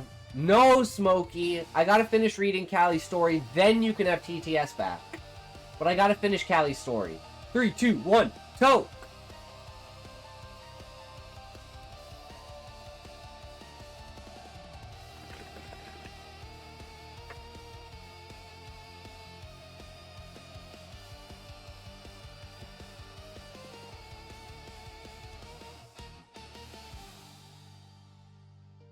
No, Fish, that's my objective definition. What you believe doesn't matter to me. My objective definition of consciousness is, it's like math. It's a mechanism through which experience of reality is possible. Let's just finish Callie's shit, cuz. So, like, no matter what you believe, that's my objective definition of consciousness. You can believe whatever you want about consciousness and spirit, but that's how I shape my reality around that belief. Right? So your input is only valid up until it clashes with that fundamental belief system. Does that make sense, Fish? A giggle from both the baby and her mother. Sound that would have been twice lovely if only Heron were there. All this baby needed, however, was that replica in her teeth. That's subjective, not objective. No. Because if it was subjective, Fish, then I would say your interpretation of consciousness is valid. I don't think any interpretation of consciousness beyond my interpretation is valid. So thus it's not subjective. Right? If it was subjective, that would mean each person has a different view of consciousness. Now, I understand that that's the reality, but I don't adhere to your understanding of what consciousness is, right? I have my own definition of it. This is why I think Idiocracy is a documentary and not a satire film. Why? Because the intelligent people like me won't ever have kids, and we're just proving the point that retards go around procreating and intelligent people plan their lives. I mean, that's a great compliment to me, Fish. I'm glad you say that. I do hope that I'm on the upper echelon of intelligent people. So you're at war with reality, like your boyfriend Asmongold says. Asmon just says shit that's real. Intelligent people like me. Exactly, Fish. People that understand what reality is. I like little aliens who run in circles and scream. Stop, Sleepy Humble. I had to turn TTS off because this shit was getting out of hand. But yeah. The skeleton man barged in. You never cry. Not for me. Not for our child. Damn it. You were never able to make her laugh. She cried from relief. Her breath calmed. Her eyes red. Her shoulders lax. See, need TTS. You don't even understand how to read. Poor Smokey. I agree. I absolutely agree, Fish. 100%.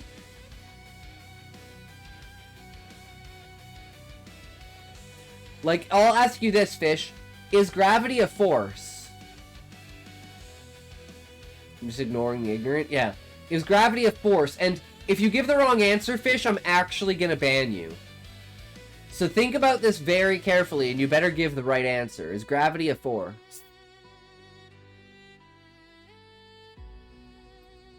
Yet will lecture me on understanding consciousness. I never lectured anyone. I simply said it's my belief. And your belief about consciousness doesn't affect my belief about consciousness. I'm not dictating to you that you have to believe. Like, lecturing someone is basically telling them they have to believe something. I'm only stating what I believe. Then I'll purposefully get the wrong answer. Okay, well then give your answer, Fish. What is your answer? Is gravity a 4? No, because I never said how you should believe. I never told you what you should believe.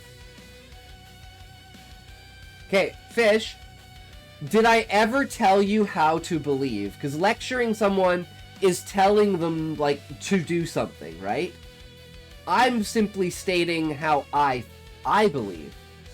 That's not lecturing. That's a statement.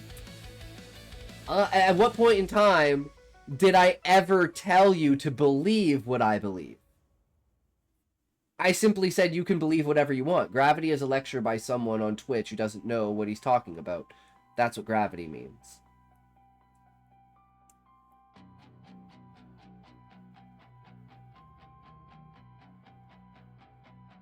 I asked if it was a force, which is a yes or no question. Is it a force, yes or no? Come, man, this guy. Someone come get your boy, man. He tripping for real. Do it! I don't know, he's got to answer the question first, Smokey.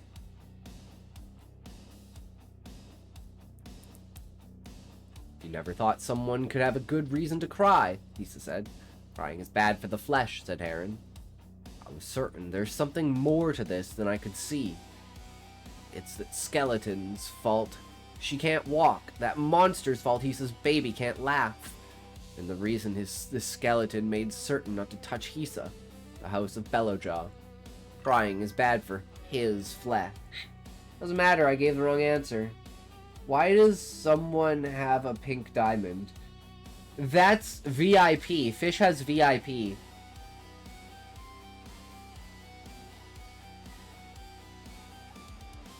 Which doesn't really mean shit. Cause he asked for it? You know me, if people ask, I just give. Like, that's the condition. You can get me a toe ring with a pink diamond. Ah, I forgot that.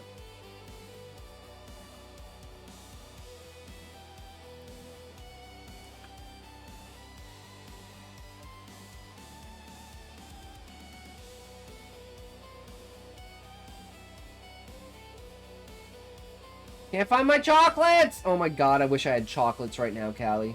When did I... Oh, now you're making stuff up. How did I get VIP? I thought it was some kind of black mark. Never asked for a morsel from you, sir. Of anything. Yes, you did, Fish, and that is why you have VIP. Thank God, ad. You know it's bad when the ads are coming in. So, I guess we could do a poll. One in chat to ban Fish.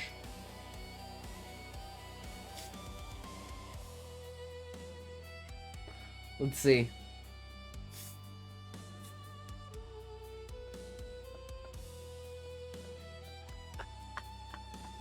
There's always people. No, I didn't.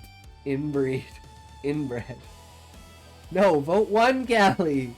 One. Callie votes one. You need 5 more votes of 1.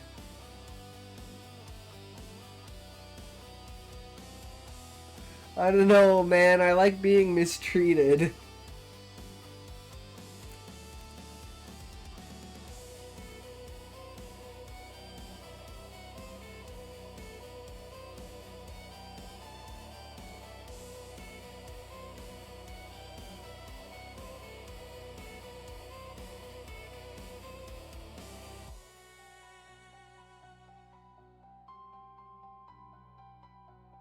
I'm not a masochist.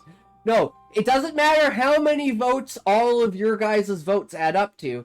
You still need 5 more ones in the chat to ban fish. I just finished up with the Christmas tree. Hell yeah, Void. Smokey, Callie, can you vote 1, please? Bro, scared to ban someone, but what a pussy. What do I pick? Connection line? What? Okay, we have 2 more. We need 3 more ones in the chat. Do it. We need 3 more ones in the chat. Okay, we need 2 more ones in the chat. 2 more ones in the chat. I'm tempted to create more accounts. You gotta get 2 more people in here, guys. 2 more people.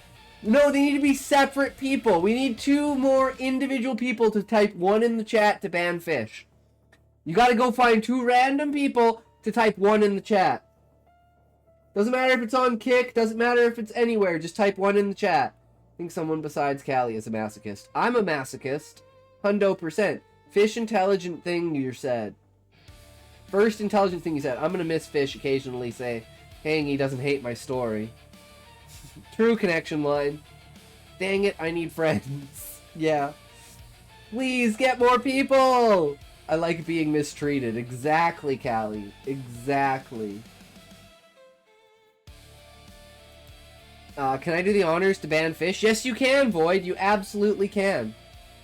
You're an idiot. I enjoy Fish's banter, but, you know, some people don't. Not a masochist, Gotti. Do it in your private life, Callie. We're doing serious stuff here. Reading his story. You have full privilege to do whatever you need to do, Void. If you need to ban fish, you can ban fish. I'm only gonna do it if we get 2 more ones in the chat. Ban him! Can I do it now? Yeah, you can do it now if you want. Do it, pussy. Retard. Thank you, Cat. It's not banter. I'm not being ironic. No!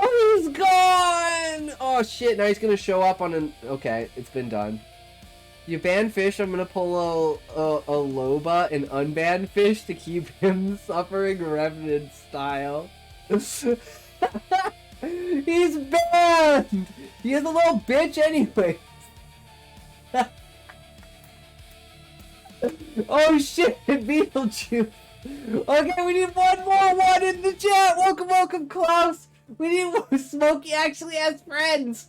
We need 1 more. We need 1 more 1 in the chat, and then I'll ban him. And my ban vetoes everyone's bans.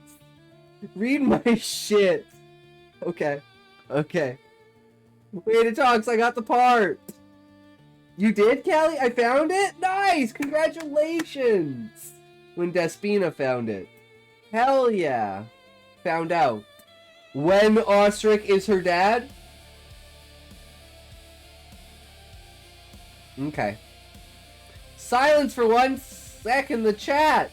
Yeah, I don't know what he wants. He just said, ask for 1. I'm too high for this shit. Enjoy, guys. Alright, Cloud. Sounds good. Thanks, buddy. Sounds good. Callie is a god of patience. I would have said fuck you and left by now.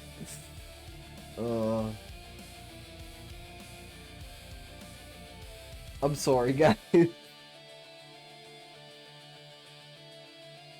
Okay, so, okay, we're locking in. We're locking into Callie's story. Let's go. And the reason the skeleton made certain not to touch Hisa, a house of Bellowjaw. Crying is bad for his flesh. I grabbed the vial of Hisa's tears. I threw them onto his skin. And upon the spill I saw that eye, that face. The eye that saw me belong to Gawain, my half-brother. The lips that told me the flowers loved me. Osric, my father. Breaking deals is a faster road to hell than committing sins, my daughter. And what of stealing lovers? Asked Hisa, her throat new with grief after a bout of elation. To my master, it's a great sin to steal flowers, said Osric. Flowers don't murder. People wouldn't murder for a bouquet of sleeper wells. I think we could help that. You think we could help that? As botanists, you damn well could. As a member of Embercage, your master could see us for what fell to the floor, giggled at Hisa. Her throat swelled with waves of sorrow, red and needing to howl. Oh shit, she just got infected with the plague! What's that? I couldn't hear you over the sound of broken promises, said Father. There's a way to Gawain's heart. I know it. These are the only words that could escape my mouth. And there I will be heard at once. I will be understood, if I can remember him. The best of me be seen, the talent, the beauty, the good. Gawain has to remember this. You'll summon him. You don't want that. There an angel will stand, where once a demon stood. I hoped he was in there somewhere, in that diseased heart. Flowers will bloom from bone and mud, where none would expect a single passionate thing to bud. Father's eyes trembled with his clattering teeth. His skin peeled off, starting from his chest. A heart too small to belong to my father. In a red face, howling shadows of smoke escaped the hole that screeched. What have you told my skeleton? What have you told my skeleton? What have you told my skeleton? What have you told my skeleton? Gawain climbed out from Osric's ribs, out from his own heart, and stole Father's spine with several clicks and clacks along the way. Gawain was the broken bird, my half-brother. Now he is the Dullahan, shrouded in grey, who broke through the roof as he rose, riding a grand piano with wheels of spiked onyx, carried by twin hands. This, vision right here, Callie, is so fucking amazing. I'm just I get the entire picture. It's so clear in my head. But it's oh my god, I absolutely love it. And I hope you guys, I'm sorry that I'm not reading chat. We'll get back to reading chat. But, yeah.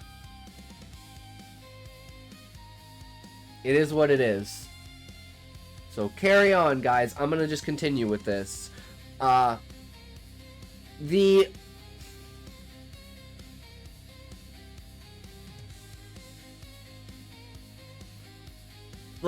of this happening so fast is it hits so hard, because it's I don't know what, the thing I just don't know, Callie, is why Despina was hiding there in the first place. Why was Despina hiding? Was she trying to attack Osric? Was she trying to hide from Osric? I don't know Despina's motivation for this.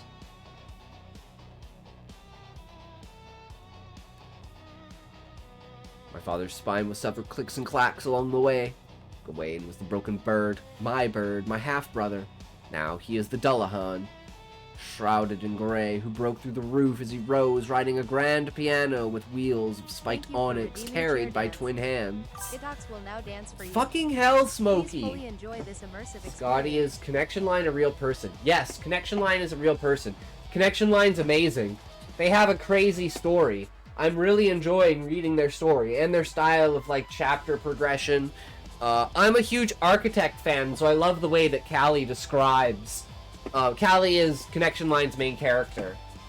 Guys, it feels so weird not reading chat. I can't. This is the first stream ever I've missed a message of reading chat.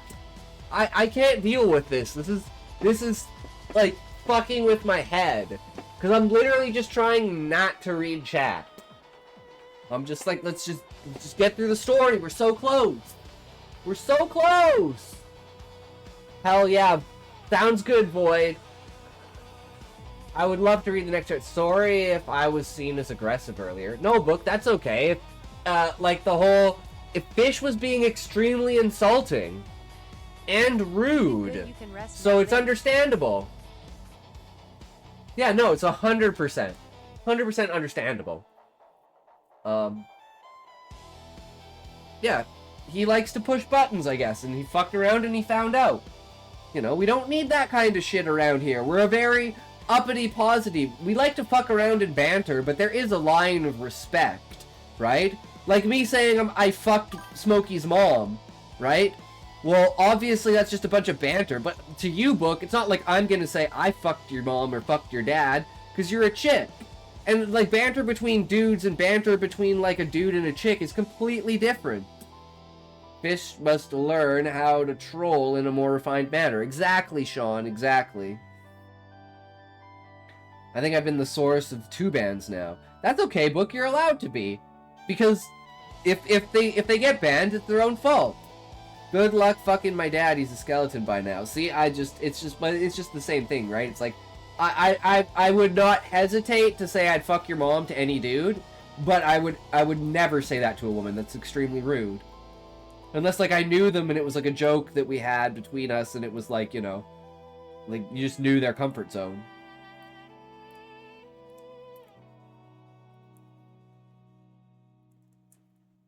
Yeah, that's unfortunate too, but unfortunately, I like Connection Line. I like Connection Line too. He's pretty, or they are pretty awesome. They are pretty awesome.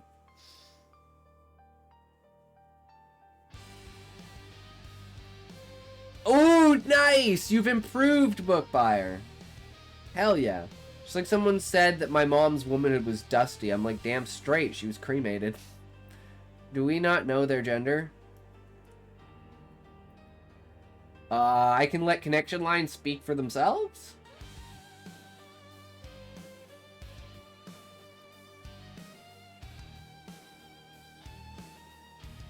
The Dullahan played his keys, the earth of the greenhouse collected on the fingertips of his twin hands. With its support removed, the greenhouse. By the way, Callie, are you still there? Because I need to know what... damn, Connection Line, nice numbers. I need to know what Despina's reason for hiding away is. May I know your preferred pronouns, Connection Line. Due to creator nature, androgynous pronouns are preferred. I'm here. So why is Despina hiding in the closet? Why was she hiding in the greenhouse? Why was she hiding? What's her motivation for hiding? And why does she, like... I forgot why she... Because it doesn't seem like her coming out of hiding has been a significant issue. Right? Like, there hasn't been, like, a consequence of her being found. Does that make sense? Author forgot why he wrote stuff. Bravo. Because he's rewritten the story so many times, Connection Line. And changed characters' names. I still prefer Stella. In my head, I say Stella. I mean, Despina's not a bad name. It's cool, but... I think she didn't want Osric to find her. But, like, why? Why is she afraid of Osric? Why is she afraid of the skeleton? Why is she afraid of this person? Because they stole Heron's body and killed Heron? I find tis to be a skill issue. Creator would never rewrite to the point of memory loss. Callie would.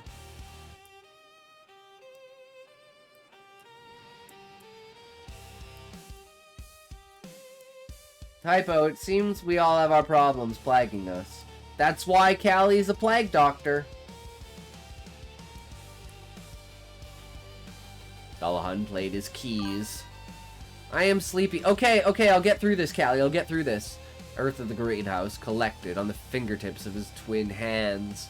With its support removed, the greenhouse would not hold. Misa and her baby would be buried under sharp shards of glass if she didn't run out. But Heron had to be here somewhere. Misa searched the fallen greenhouse before she wasted any more time. I grabbed her and led her towards the bones. She knelt, grabbed the cheekbones of that skinned corpse. If only only that man never got in our way. The Adhene don't allow theft. Belfry, an Adhene. I knelt with her and placed my hand on the skeleton's chest. From some deep cavern, a voice rattled out, a voice only I could hear. You have a familiar touch, but the ears are unkind to memory. Memory is unkind to even a living thing. To every living thing. Not as unkind as Belfry, said Heron. Swore I only held that thought in my mind. His finger bones could sift through my head and grab the voices I struggled to let go. Above us, a large rupture. Glass fell to our feet. Your face. You can talk to the dead. How? Asked Hisa. Another rupture. She shielded her daughter from the falling glass. Isn't it sun? Wait, Hisa... Wait. The baby is a son, right? Because the world, owl, and penis are in the same sentence? No, I don't know then. Weird. Owl like humans. Nope, no idea. True. And he can't even keep the gender of the fucking baby right. I see in your deal that you are not allowed to charm the living. Whoever this person is. I must inquire! You should save her before she joins me. I'm sure you'd want your wife with you here. Ah, shit. Fuck. Yeah. I don't remember ever having a wife. My message failed to send 2 times. Wait, what? Literally edited this. What message is it? What? What are you trying to say? I'm gonna sleep deprived tonight. My new chapter I'm starting. It's weird. Really? Wait.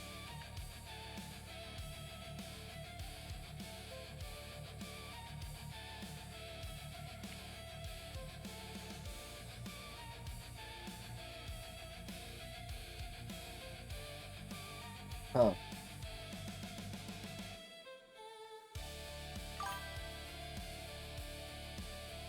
I don't know. That's AI for you. Don't know what to tell you. Other people have said the same thing. Like, whatchamacallit? Muffin said the same thing. I think Connection Line said the same thing. Yes, I can read it after I'm done this, Void. Before the outer gods grow once more, their new warmth keeps this question from oblivion. How deep into this story are we? 10%? 10-15%? Like of the entire book or of the chapter? Because of the chapter, we're 85%. I refreshed. Maybe that will fix it. Yeah, I don't know. I don't remember having a wife. She would be devastated to hear that. But I can't tell her anything under this curse. Place your hand in mine. We'll make a less significant deal that lets you see the details of curses. Here it is. You save my son. I give you my ability to read wicked contracts, said Heron. Hisa yelled his name. We had to let her sink into the background. I knew they were in danger, but we'd have to dig Heron out of a sea of glass after this. Something told me it'd be best if we suffered a few cuts now rather than sifting through shards later. What are wicked contracts? Wicked contracts are any deal, curse or language made or spoken by those closest to death. His hand had no temperature, completely separate from the sensation of this world. No heat, no cold, no touch. Only the signal to my brain to shake a hand I almost suspected never belonged to a human. I knew then, Heron's curse, the life Belfry lived, the rapid aging, a skewed perception of time, a fading empathy for the living, a curse that ruined his memory, all symptoms, along with deafness and mutism, of the plague of howling red. I'm asking you for the last time, does he remember me? If he doesn't, I'll stay with him until he does, said Hisa. A crash, sound of glass springing from above, as if the greenhouse held a cloud in each crack that formed, and each crack held a bolt that charged downwards, that pierced Hisa's back. Hisa sat with Heron. She has to escape, and with her baby. He made a deal with me. Save each of Belfry's victims, and as part of the wicked contract, I will become your familiar. Slipped in. Okay, I didn't know that was a thing. Hey Sam, how's it going? Welcome, welcome. What are you up to? Can Biggie wait, or did he get in before me? Void has been here the whole time, Connection Line, so he's in before you, but his is only like 200 words usually. So it's okay. 4.8 is kind of important, and I kind of have school tomorrow. No worries. But how are you today, Sam? What are you up to? It all depends on how much of the chat is there, because if we're going to have to ignore chat again, I don't like ignoring chat, But if I'm reading your story and you have a limited amount of time, it's like I have to make a decision, right? Playing WoW? Hell yeah, brother! Are you playing classic, retail, or like what? House of Graphite made its only target. Made me its only target. My body will not see movement for weeks, but at least a child will have a mother. She will still have her world.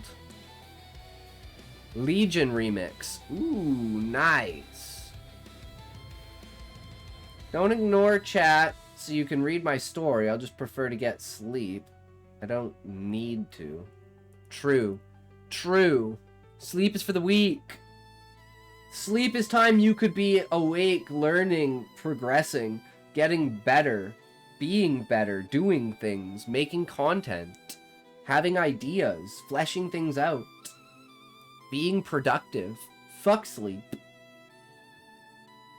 Graphite severs my every nerve, will not tell me I have mine. The world is for the cousin of death. I didn't know he was my half-brother until that mark in his eye met my own. It's a mark that burns darker the older we get. A mark reminds how likely you are to be freed from a deal. Every citizen here is given one upon the start of an agreement. Mine and his held the same shape, the quality shared only among family. Gawain was like the space between stars, and that was the distance I must cross to save him, because family is the source of my magic. Why sleep when you could be cracking femboys and tomboys? Sun Tzu. True. True. Perfect timing, Biggie. Alright, so this is the next chapter. Alright. Lesbian. Yep. Splash lesbian is Void's name. Yes. Quicksilver established. I'm lesbian. As Zuki walks into the school, a lot of people look at him, and then he waves and goes to see what power he has. Zuki walks in and see the odds of the powers. Medic, Doctor, 75%. Bulldoze, 30%. Phantom Step, 5%. Quicksilver, 0.001%. As the power establisher look at Zuki's veins, the establisher had private talk with him and said, "Hey kid, you are the first person in the world to have Quicksilver." "Nice, I guess what is Quicksilver?" says Zuki. "Well, you basically have super speed." "Oh, nice." My dad was lesbian. What? W lesbian. Nice. Hell yeah, that's so... At that one part. I mean, again, you're good at presenting a question, answering the question, and still creating intrigue.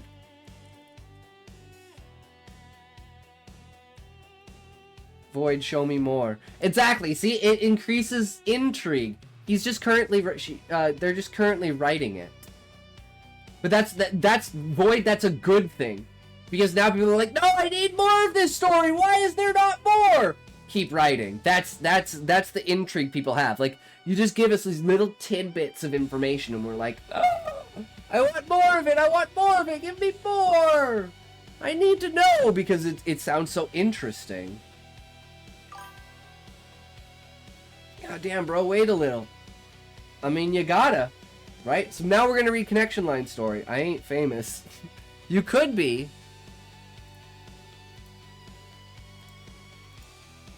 You could be. You never know. Don't glaze mindlessly. No, what I always say, Connection Line, is if you look at the words on the page, it's a 2. It's yeah, no, exactly, Connection Line.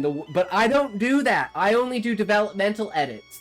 I don't do grammar structure. Oh, and Connection Line, remember, Void is like 13. Void's like super young, as far as I know. They're like super fucking young. So don't judge them too harshly on their writing. But then again, you know, You need to remember that when a new character is speaking to create a new paragraph. I know, I know. 14, dog. There you go. They're 14. They're young. Just saying, nobody gets better without critiques. I know, but I don't know how to critique that. Because that's something, like, if they're in school, they're still gonna learn that through, like, school, right? I have no formal education with it, so I just, yeah, I never got better without people calling me out and giving me tips.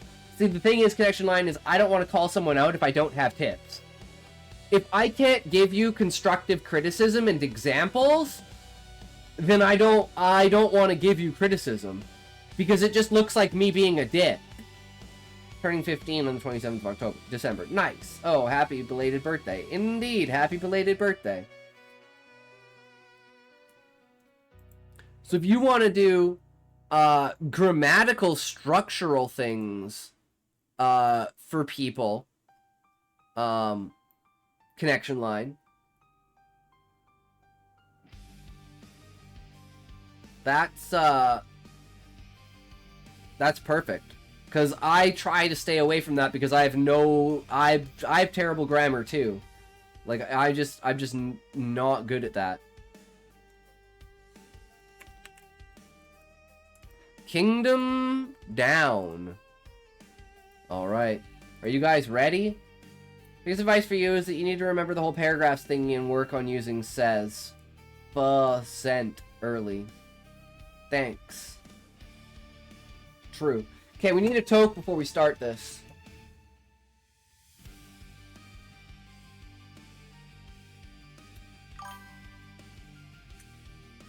Time to go to work. Indeed, get those words down on the page, Void. That's what it's all about. You put in the work, you get the blow at the camera. Good luck. Type right says less. Seem to have used it out of its way of being used. When after toke. Oh, you mean blow the toke out at the screen. Or at the camera. Okay. Okay, I guess I'll take the toke before the ad break then. We got an ad break incoming!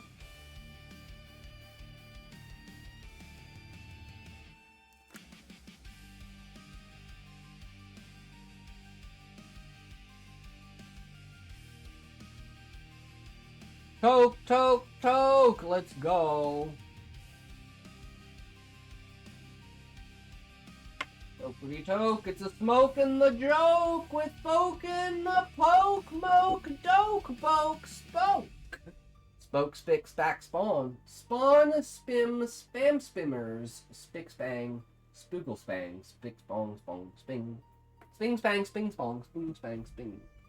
3, 2, 1, oh!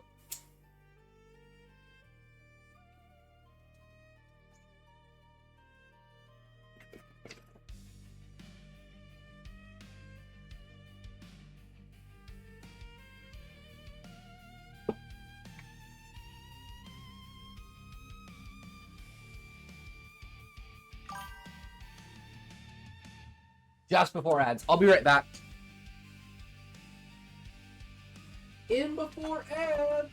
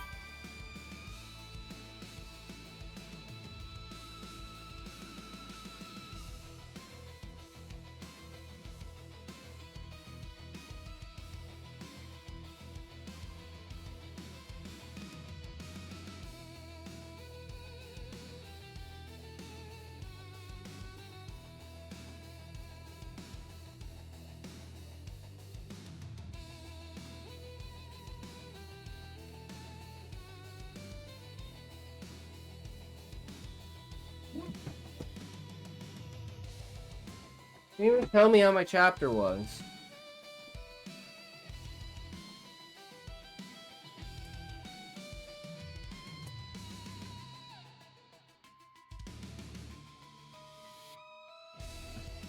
Callie, your chapter, other than Despina hiding, not knowing that, it was good, right? Because, like, if Despina wasn't... Oh, I turned TTS off because everyone was abusing it earlier. I guess I could turn it back on now. Sorry, bomb dropper. You know, we were getting spammed a little too much earlier. Peace, hey you piece of tard, whenever I see you, my ding-dong gets hard. By the way, today is my maths exam, I'm fucked. Oh shit, did you study, bomb dropper? Did you study? Callie, but no, like, Gawain and finding out Osric and the skeleton, the only thing of, like, Despina hiding, maybe you could add, like, a little piece in there as to why, and more consequence for her getting caught, but, like, the ending and everything, like, trying to save, Hina, and, like, finding out that she can talk to the dead, and finding, like, the skinned body and everything, like, the visuals of it are just so good, right? Trying to save the baby. So it's like, I really enjoyed the chapter. There were a couple of things that just, I didn't understand going into it, but once I understood them, it makes a lot more sense. No, I didn't study. Good for you. No one ever studies, bomb dropper. Who the fuck cares? Alright. Yeah, other than, like, not knowing Despina or Osric's reasons for why they're doing what they're doing, Hina was pretty decent, right? The story was great. The interactions, Gawain showing up. Maybe talk a little bit more about Gawain showing up, because it feels like what happened to Osric at the end, too, right? I'm just thinking about that now. It's like, did Osric get collapsed on by the greenhouse? Did Gawain and Osric escape? Is Osric fucked now that Gawain is, like, inside of him? Like, there's still some confusing things I don't understand, because I thought Gawain... This is why I thought Gawain was the skeleton, because I thought Gawain was inside of Osric, being controlled by Belfry. That was, like, what my, like, original thought was. And, like, that always haunts me, because that's where somehow I always lean back going to that. But that's just me being dumb. But either way. Connection line story 4.8. Kingdom Down. Ooh. Here we go. Rise and shine. It's time to kill a CEO and steal the keys to the kingdom. Keys falls today. Waking up early, I text the others that I'm up and get ready for the day. I make sure not to wake anyone else up as I get ready to, and soon enough I'm out the door headed towards the hub. It was still dark out due to how early I was up, and all of the city lights were in night mode.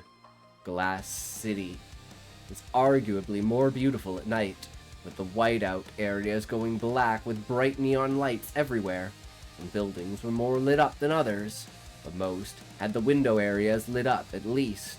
Holographic ads also played on buildings, and the lights around the city turn into a deep blue, giving the roads and sidewalks a light blue tint. Getting on the train, I keep my eyes on the time as we get closer to the hub. There was a part of me that was anxious, but for the most part I was calm.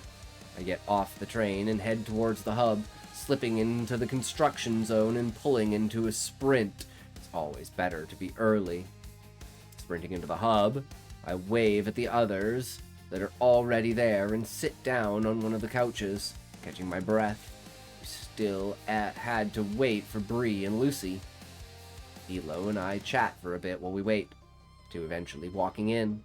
That girl, Ayiza was her name. Yeah, she sits...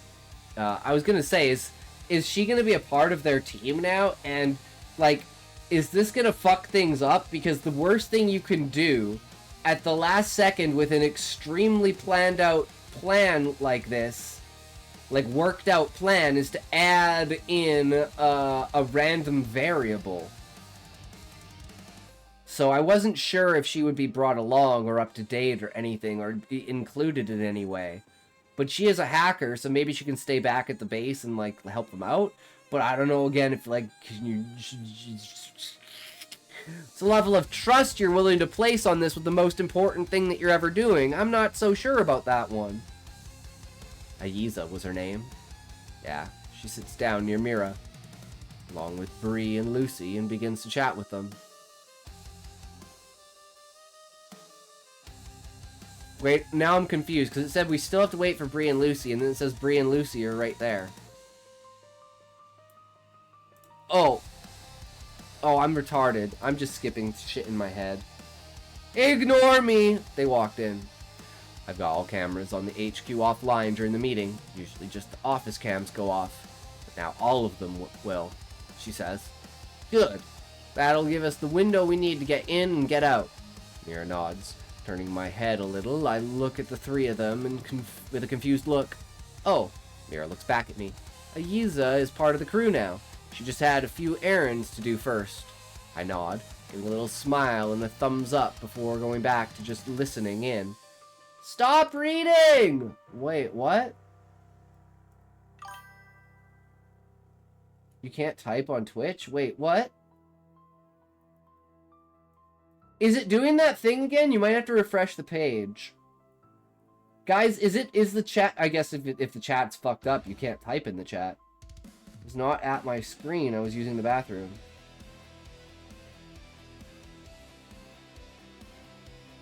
Oh, I didn't see that you said be right back.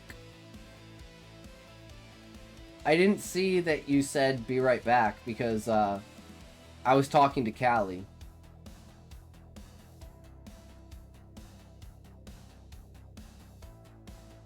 You look different. I shaved, Bomb Dropper. I shaved.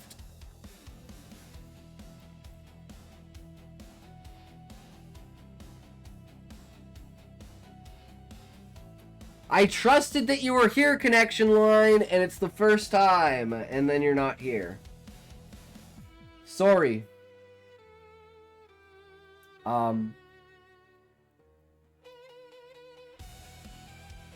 As I was saying, I'm not so sure about trusting Aiza.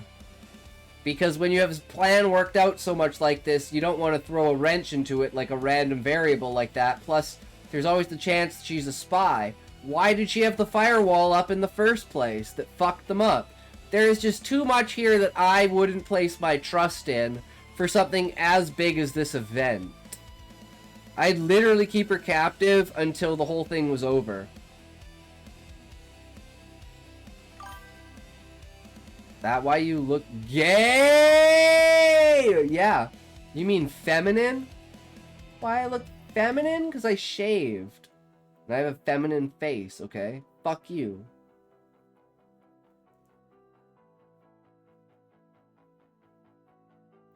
Every time I try to type in Twitch, it just says message failed to send.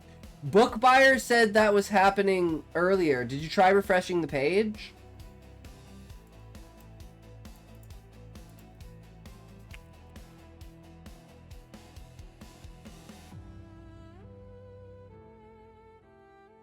Huh.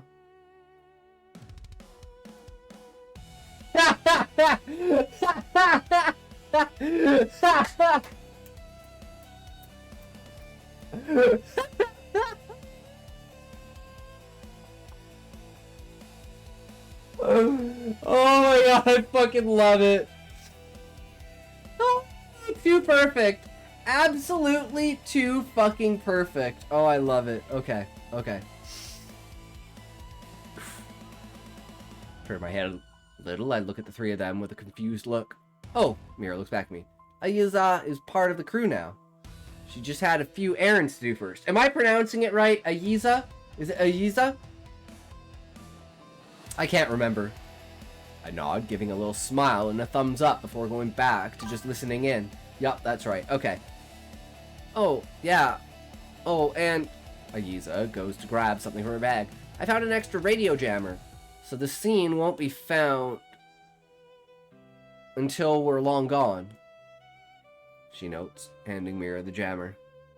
I don't know what you mean by scene. The scene won't be found?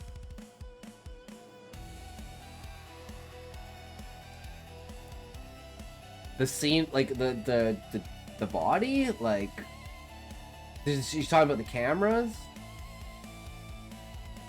Crime scene. Okay. What does a radio jammer have to do with that? It's just like, what does the radio jammer have to do with the scene being found?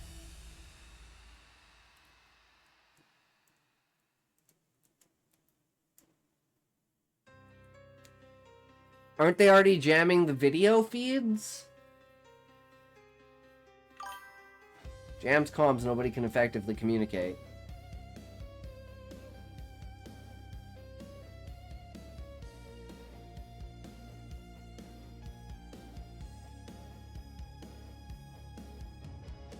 I just mean extra.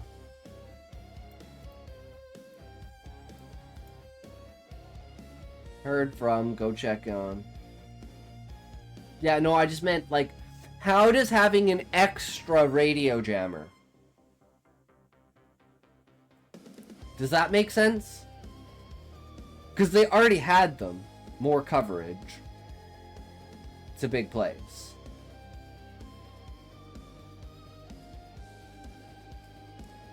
Okay, maybe make that more specific. It's like, oh, I got another radio jammer, and now we can have more coverage.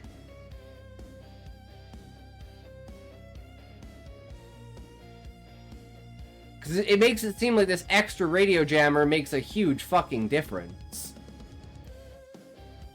And it's like the impact of that is like at dissonance with how it's said. It's like, oh hey, I got this! By the way, this is what's gonna make it so easy for us to do it. I'm not trying to God of War Ragnarok my way through Baby's first story.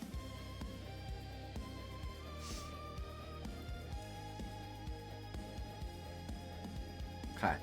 It's just, it creates this dissonance in me that I'm like, what? Like, I kind of understand, but it could be clearer. Just to say that, oh, I have an extra radio jammer, we're gonna cover more area.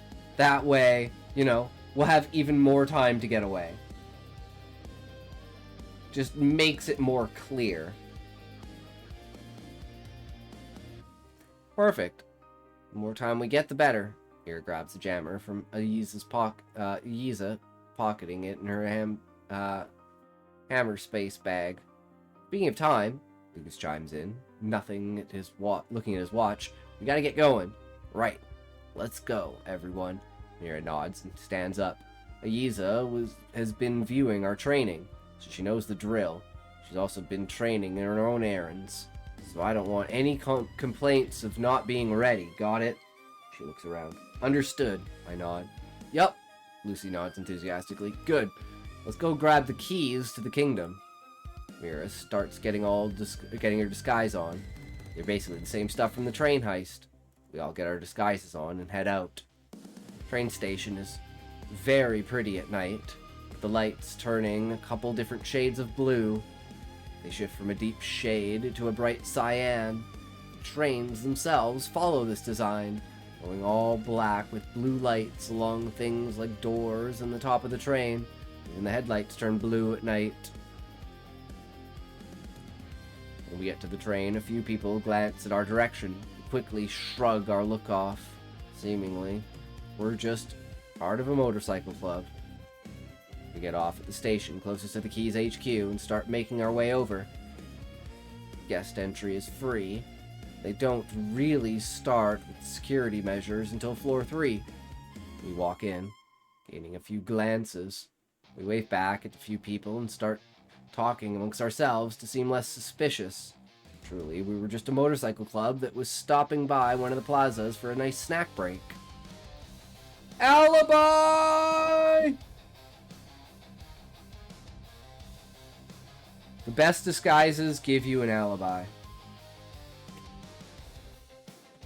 Making our way to the second floor, all the cameras go out. Usually this would be a cause for investigation. But many knew that during a meeting, cameras would go out in the upper levels. This must have been just an extra important meeting. It's all that came to mind to most people. Activating our cloaks once we were all in a corner of the floor where nobody was, we made our way to the elevator and sneak in when somebody else walks out. Pressing the top floor to the office and penthouse, we stay cloaked and watch as the elevator makes its way up. A few people enter the elevator, but don't bother looking at the glowing keys button. Even if they saw it, they just chalk it up to someone from the top calling the elevator, since the buttons glow in the elevator when the corresponding floor calls for it. Getting to the second last floor, we quickly press it and get out. If we were to walk out into the top floor, they'd most likely detect us. So why press the top floor anyways? Well, we still need some sort of distraction, right? Making our way through the second top floor, which was a bunch of offices that were empty due to the meeting upstairs, we carefully and silently opened the emergency stairs that led to the back of the penthouse and began walking up. Distraction is super important. Like, they should have done something like put a smoke bomb or something in there. You know, make it a real distraction. And then they're like, you know, something like that.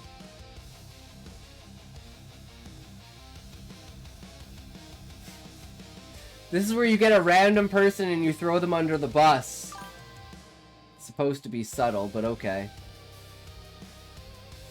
Well, I mean, just to get people, like, people are like, well, that's weird, the door opened, they went back to their things, versus like, holy fuck, is the elevator on fire? No, there's shit here. Wait, what? Boom. Right? But hey, that's just me. Because I doubt it's like, oh, why did the elevator come up? Oh, someone accidentally pressed the top button. It doesn't seem like it's going to draw the attention that they need. Does that make sense? Making our way through the second top floor. That's not the point. You'll see. Okay.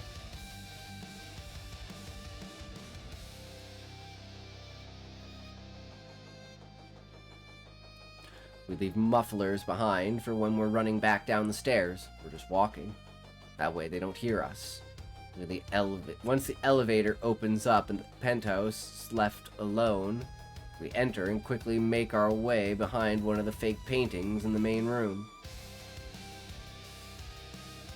These are made so that Keys and his entourage can hide safely in case of an attack or a breach. This isn't public knowledge, but when you snoop around enough, you can figure out almost anything. Perfect. Everything was in order. Another execution perfectly executed. Let's just hope this building doesn't collapse and explode like the train station did.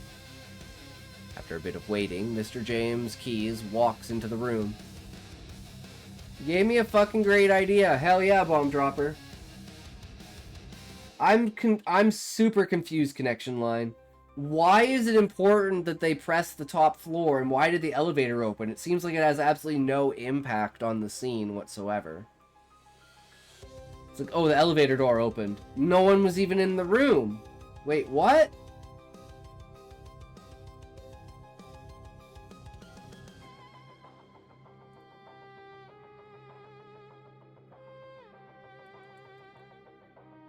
Is it for escaping? But they just put down things so they're going back down the stairs.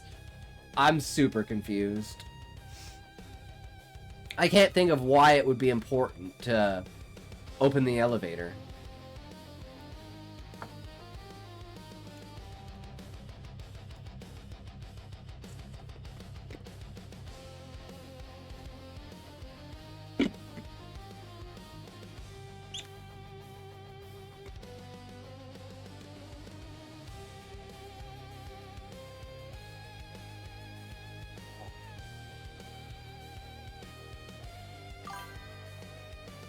Next chapter will be in a banger, sheesh. It was said that nobody would dare to press the elevator door to Key's penthouse. Keys was expecting guests, a meeting. So we went to greet them in the elevator when it opens, but it's just a fake.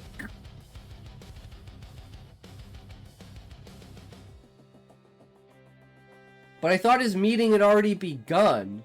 So what's confusing to me is that the people he's waiting for aren't already in the building. I guess I glazed over that somehow?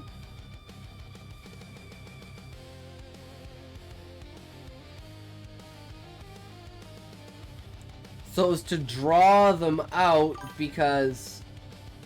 Okay. Okay. Mr. James Keyes walks into the room, the second top security chief following. They sit down on one of the couches and look back to the penthouse entrance where Mr. Blake and a few others walk in from. There are people, but he was waiting for someone. Ugh, it's a read and see type.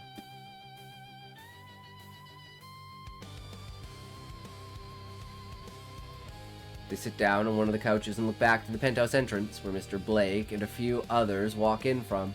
Mr. Blake sits down on a couch opposite to Mr. Keyes, and a woman with a clipboard, the same woman from earlier, sits down beside him. Should I add humor in my new story or stay very serious or some type of shit like that? Always have humor. Even horrors have a moment of humor. Because it builds contrast. It makes the fall harder.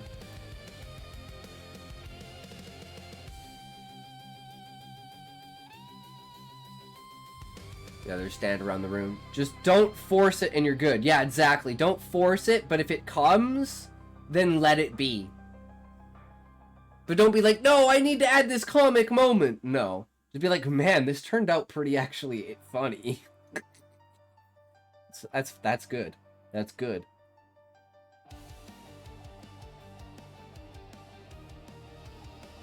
The others stand around the room.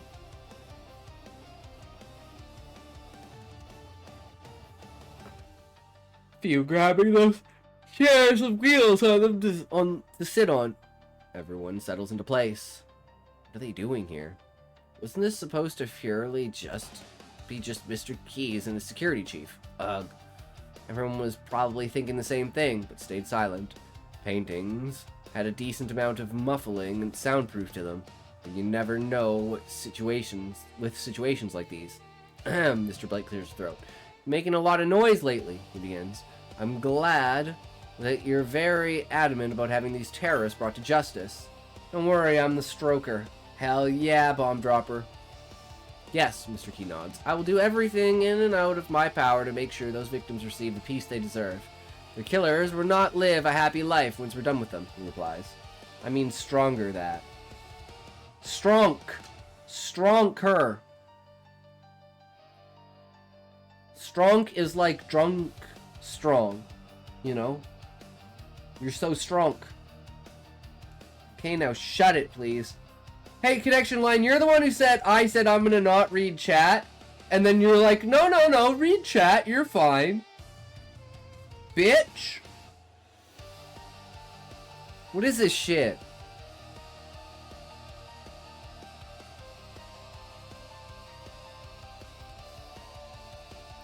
Why is he acting like that if he was the one to effectively pull the trigger? Is he just putting on a show? Are there others in the room that have no idea? Right. For the train crashing, Mr. Blake nods back, putting his hands on his hips, on his lap. It is unfortunate how much money was lost on that project. Fucking asshole. Only cares about money, huh? Well, yes, and, Mr. Keyes replies, the people, Mr. Blake, many were injured and many died, he points out. In all honesty, with all due respect, lives are worth more than some security expansion. I'm sure we have plenty of money to relaunch the project, he stresses. I admire the morals, but 100 people is just 100 people. It's not that big of a deal. Mr. Keyes stands up, slamming his hands down on the table in front of him. 1. Death is a big deal, Mr. Blake, he clarifies. 1. To who? Mr. Blake raises his iron. To whoever knew them, Mr. Keyes yells in response.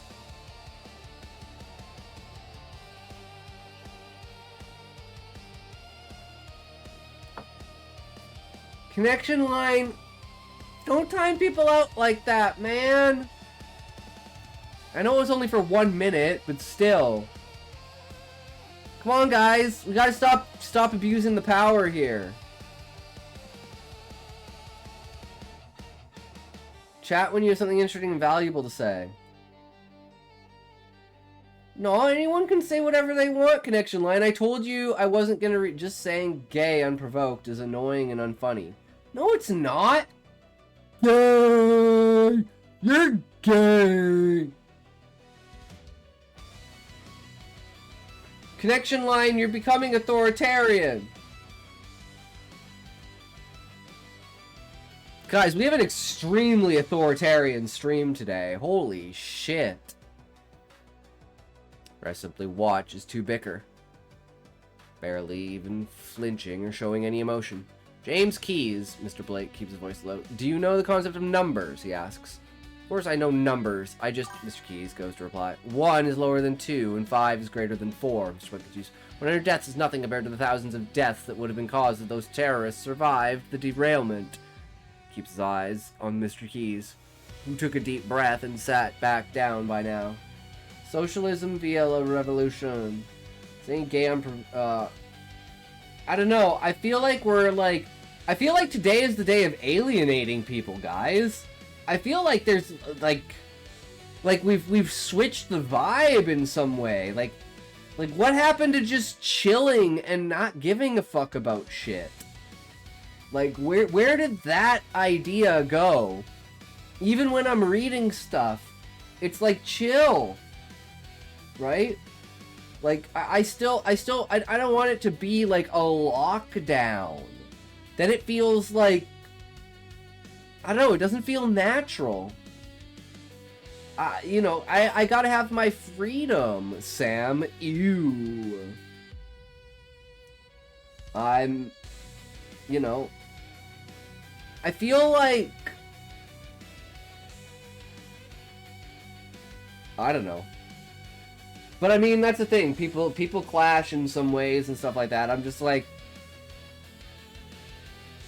I don't know.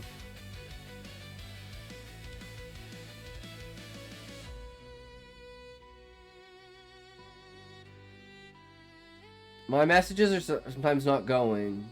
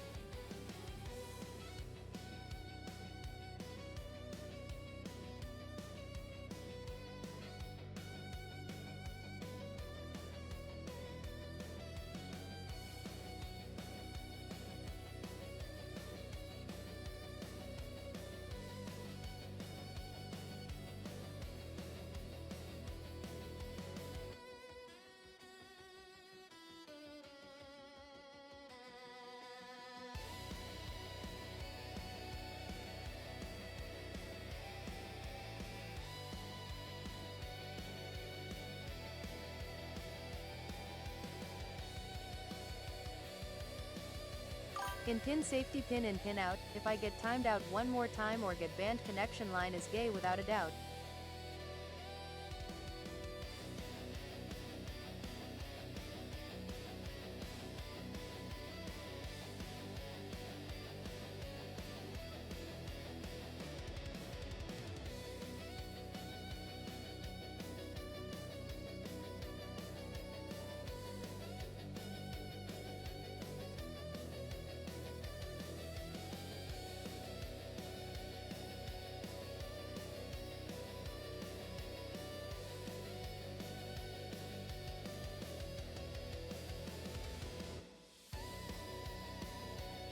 Damn, that's some good shit there. I am actually. I've sucked dudes and gals off, fucked girls and guys. What you gonna do about it? I know. Okay.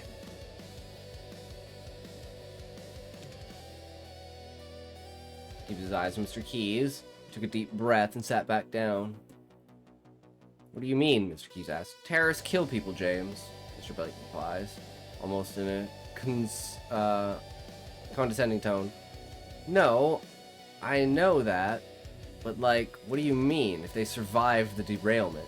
He repeats, suggesting that they'd die in their own attack. He snorts. No, I'm saying that we caused the mall station to collapse, Mr. Blake reveals. Do you seek Sustern? Yo, I seek your mom. Those balls, some cock. Fuck, here's that twist you oh so wanted. I was just saying it would help the story. Me seek. Ah, I love it, Sataran. Thank you, thank you. Yes, true. True. So, Mr. James Keys had no idea this whole time. He's not this evil mastermind. Fuck. The fuck you mean? Oh, connection line now? That entire... Dude, okay. Connection line, that is really, really good. Because now the entire scene of me thinking that he's threatening them is all just Callie's perspective. The fuck you mean? The fuck is do you seek? Me seeks! Mr. Me seeks! Was a joke on his hat like I always do when I come in. Exactly, it's a Me seeks joke.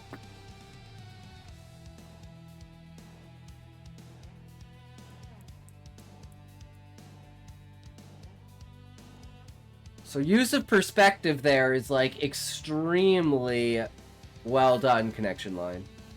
Hi, Satara. We got the more in here. We got the more. Bring on more.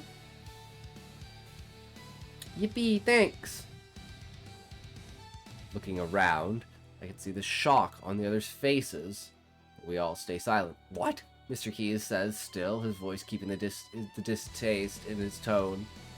We could not afford to let them get away, and there is no way they made it out of the Glassplex once we secured the building and caused the collapse.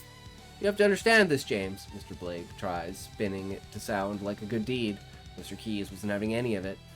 Oh, so why couldn't you just lock the area down? You had them cornered anyway, he scoffs. We had to cause a distraction to keep them in the area, but unfortunately, that was the quickest and easiest way. Mr. Blake continues, trying to explain himself. Pick up his phone and calling someone. Mr. Keys speaks something into it and puts his phone away. I'm serious about bringing the killers to justice, Blake. He gestures for the security chief to arrest Mr. Blake, but he holds Mr. Keys instead and starts arresting him. Oh shit! New chapter, I worked on it for a while. Nice, Void. I'm pretty good. That ain't a joke, that peak brain rot shit. Hootie hoo and hot, so do you do... how do you do?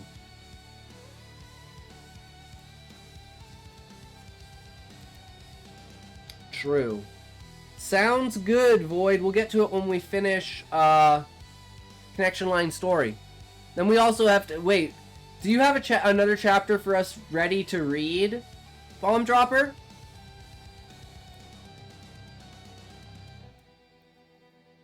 What? No. Hey, you bastard. You can't do this, he protests, but the others just watch as it happens. You're worse than the terrorist, Blake. You rotten fuck, he yells as he's given to a group of officers and taken away. Sighing and shaking his head a little as he rolls his eyes, Mr. Blake leans in towards the lady beside him with the board and says something to her quietly. He then turns around and looks toward the security chief as the lady writes something down. I got a short story. I call it Mosquito. Ooh, post it in the Discord or in the chat. I wanna read it, Sataran.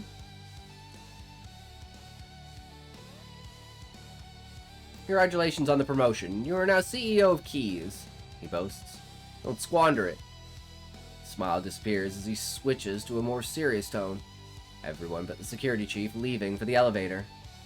Mine first, though. What? I didn't hear you. What?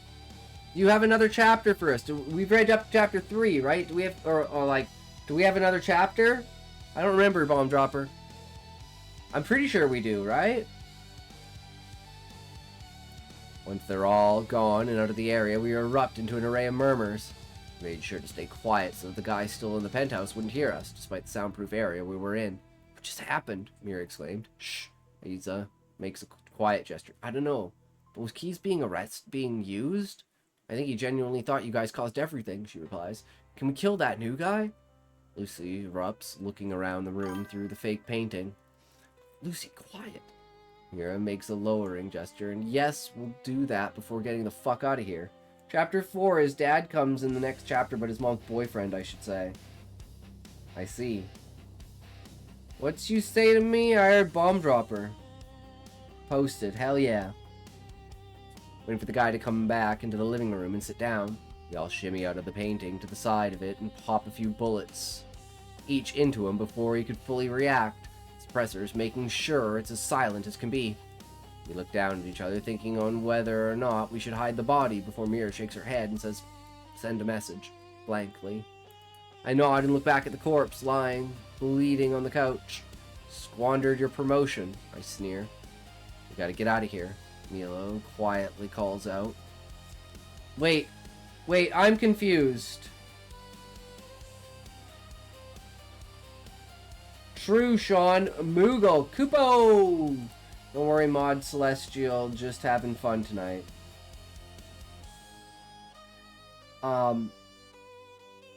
Who did they kill, Connection Line? I'm confused. Because didn't the chick with the clipboard get promoted? So why did they say his body? I'm so confused.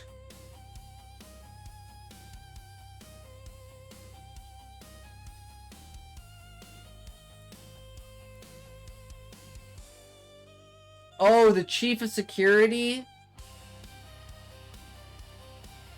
The guy who arrested Keys?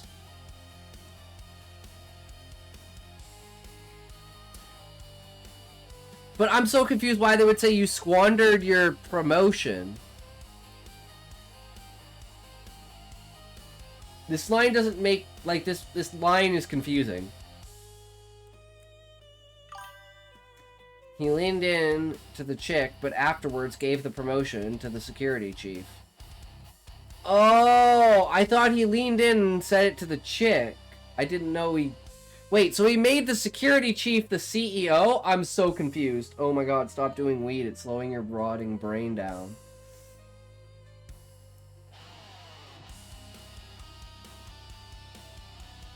Why would the chief of security become the CEO?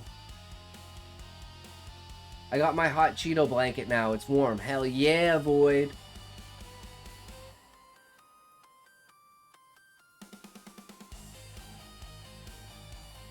So it's like there's like 3 things, but there's only like 3 things that don't make sense. Like, why is the security chief promoted to the CEO?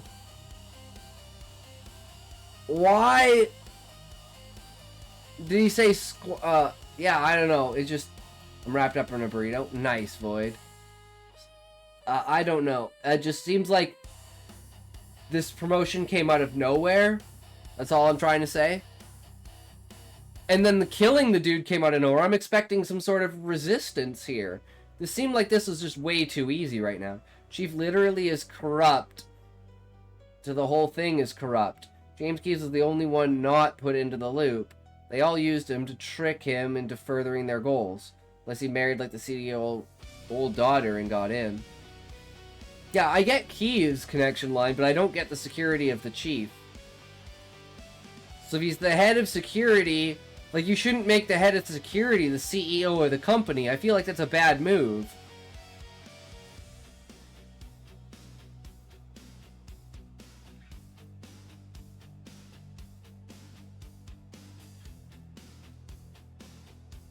But that's a terrible business decision. You don't just promote your head of security to CEO.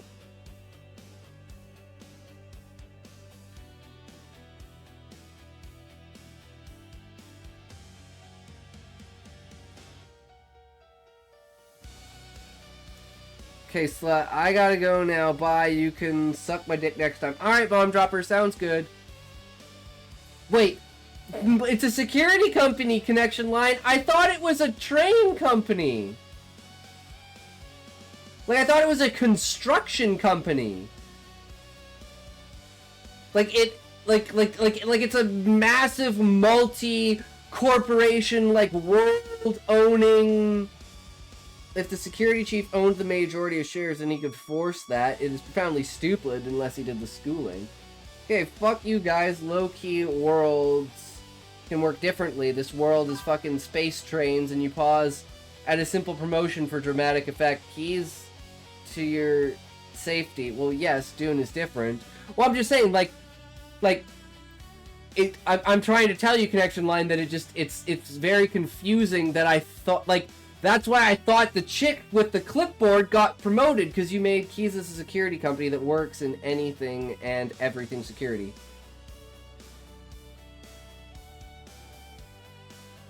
Then what did they have anything to do with the with launching the train? But even in Dune, you don't put the Alpha Chad, dude. You have as your head of security as second in command. Connection Line. It's not that deep. No, I'm just trying to understand the reasoning behind it, right? Like, I'm just saying it's a bad business. It sounds like a really bad business decision, which I'm like, is that purposeful? Point is to show Mr. Blake doesn't see any of them as anything noteworthy. So basically what you're saying, Connection Line, is that it's a very stupid business decision, but it's purposefully a stupid business decision. I think I turned TTS back on. Yeah, so that's why I was like, this is like a purposefully bad business decision, right? 77. Seems like a bad idea that the story needs to explain it somehow. Yeah, just adding a tidbit in... And it's like, what's the point of even killing the chief of security if he's also a puppet? I feel like this is a real dick move in killing the people that are only following orders. Like, you really gotta, like, that makes these guys really actually, like, the good guys almost actually feel like terrorists. Does that make sense? Because it's like, yeah, sure, this guy is a head of security and he might be corrupt in a way, but, like, does he really deserve to be fucking executed? Do you have enough proof that he deserves to be executed other than the fact that he's just falling in line? So it puts this dissonance in my head. Bystanders are just as bad as the bullies. So they're basically terrorists. That just makes it obvious he'll try to take power. Once you put ahead of your security in charge of protecting your second in command, power becomes an obvious who will take power. Yeah. Okay, well anyways, it's just like, that's a really bad business. I hope you know, Connection Line, that's a really bad business decision to do. We reload our weapons and begin heading back out through the stairs, the mufflers from earlier hiding our escape. This stream perfectly encapsulates why we will never live in a utopia. Wait, why, Connection Line? Because I'm not willing to just out of the blue execute someone because I have no evidence that they're only just following orders. Like, I have never seen in the story the security chief do anything that makes me feel like he should die right now. Does that make sense?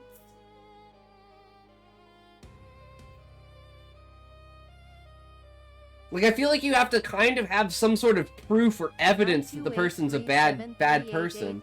Hey Void, I'm turning TTS off because you're just being a dick with it. No line of power will prevent civil war.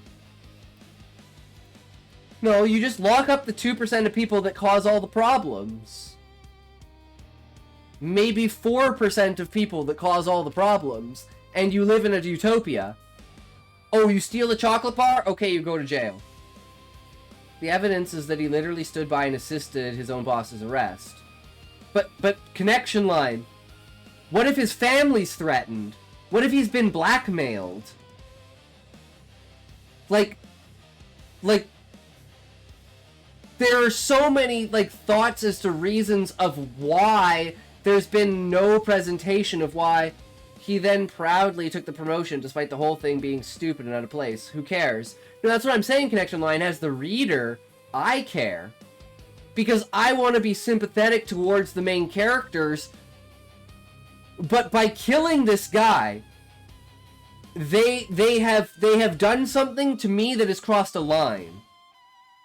That now they're just a bunch of kids who are angry at the world. Whereas before it seemed like they had a plan. But now they're just like, they're angry and they just feel like they're executing this guy. No, Connection Line. That's not what I'm saying. No. I said there's no evidence. And you immediately said something Hitler never intended to be bad. No, Hitler never intended to be bad. Those people generally tend to not be bad. He thought he was the main character and a good guy. The best supervillains think that they're the hero of their own story. That's what makes them so compelling as supervillains. They're teens that are angry at the world and want to change shit. So that's what I'm trying to say, Connection Line, is like, I feel that this act pushes them over a line, and I feel like you haven't expressed that enough in the story. Like, I think you've missed capitalizing on this complete shift. Because you've had the main bad guy shift to be innocent. And you've had the innocent people shift to be guilty. But there hasn't been an impact in the actual story or the characters or the reaction of it, and it feels flat. And it feels like this should be an extremely impactful moment, and it just dies flat. Does that make sense? Some dude partake in corruption and say, let's leave peacefully. But that's what I'm trying to say, Connection Line, is that if they're going to do that, you have to emphasize that this is a mistake that they're making. Does that make sense?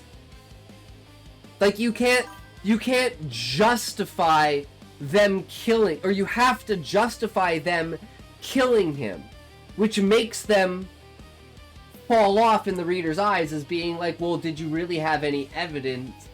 People would like you just immediately executed him. I think that's the wrong road to go down, right? Which makes the characters like more depth. But you have to make sure as an author that's what you're trying to do. To be fair, they were gonna kill him regardless. He thought he was doing good.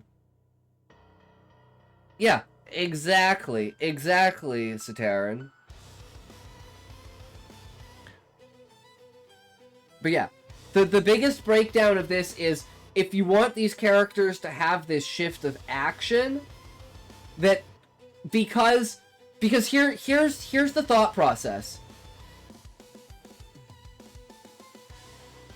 Okay, this is my thought process, Connection Line. I'm gonna actually bring up paint for this. This is my thought process, right?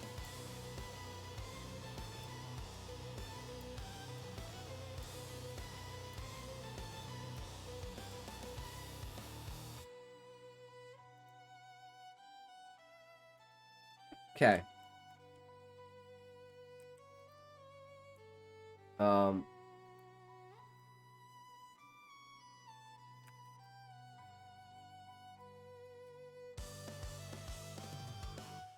So this is the, whoops. God damn it.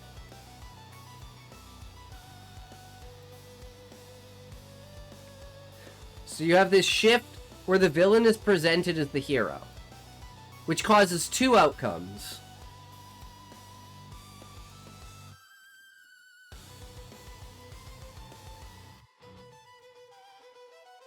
Causes the hero to question who is bad, or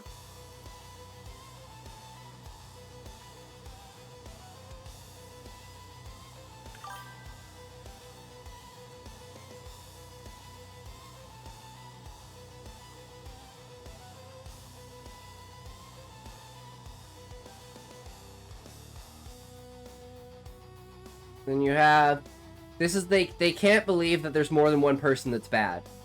Or that's good. So they're like, okay, well, Keys is good, but everyone else is bad. And then from there, this isn't intended for this to be some big, oh shit, their morals are gray moment. It's meant to be a big, oh shit, what the fuck, he's innocent moment. So you want to go down a rabbit hole, look up the evolution of the Hitler cocktail. Dude was basically being fed acid daily. Oh yeah, I know, he was being injected with amphetamines. The only person he trusted in his own life was the guy who was literally poisoning him, and everyone, all of his officers thought the doctor was a fucking Jewish spy. But Hitler was just trusting a fucking retard.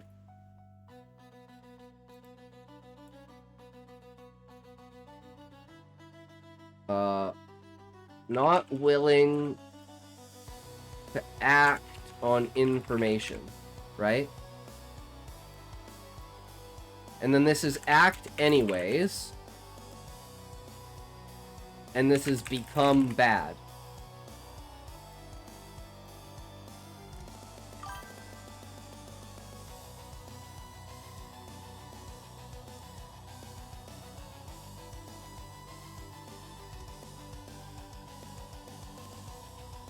And this is my thought process, right? If they go down this road, they're bad people. If they go down this road, they're good people. And this is just like story building character plot 101. When your characters are introduced with a new variant that flips everything on its head, they have to go back to the drawing board in thinking about what their plans are and the reasons for why they're doing what they're doing. Does that make sense, Connection Line? Because, like, despite you as the author not thinking this is an important part, as the reader, this is an extremely important backlash moment of dominoes falling down. So, and the dissonance between this is you have to make the story feel one of these conclusions. But right now, the way the story feels is we wound up here with this outcome.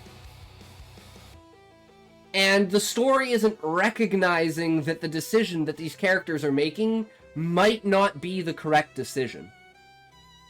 And I think that's a misplay of capitalization, that this is an extremely important moment to take here and really analyze what's going on here with the characters. And if you don't do that later in the story, I feel like this is a missed moment. But that's all I'm saying. I think this is huge. And this could be an extremely important part of, like, even having, like, a little bit of tension between the characters of being like, yo, guys, maybe we should think a little bit more about who we're actually targeting and why. Because who knows who else could be in there who's innocent, or the reasons for why they're doing what they're doing. Hitler wanted to be a hero. He became the most devilish villain ever. I agree, not trying to make him to be good. Well, you know what the biggest problem with Hitler is? I'm gonna say, hot take, guys. Hot take. You know what the biggest problem with Hitler is?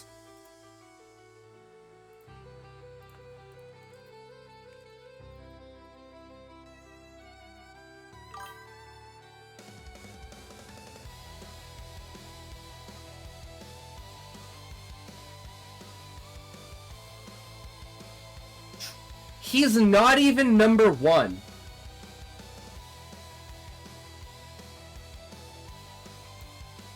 Hitler isn't even number one. He's not even the oldest. Like, genuine, these kids' morals is just that they kill every connection to the problem. When times are drastic, the tools to measure time need to be more drastic. The French and the Russian. But it's like the amount of hate that Hitler gets that other people don't is so, almost, in my opinion, fabricated. Like, yes, Hitler's a bad person. Don't get me wrong. But there's other bad people. Hitler was not the worst person in all of history. He's up there, but he's not the worst. He's not even the oldest, because Mao Zedong is in China. He literally destroyed, like, everything that was ancient China. And said if it existed before this time, it doesn't exist now. And what I'm just trying to get at, Connection Line, is that you understand where the reader is coming from on this angle. So if that's not something you're wanting to put a capitalization into, that's understandable. But Hitler is the newest person to have a ruler that went insane due to modern drugs. Yes, I could say that. You could say that, because Mao Zedong and most of North Korean leadership, let's say, like the Zhongs, or the Uns, I don't even, you know. No, it's Zhong, right? Kim Jong-un, Il, An, Oaf, Im. All of those ones. But yeah.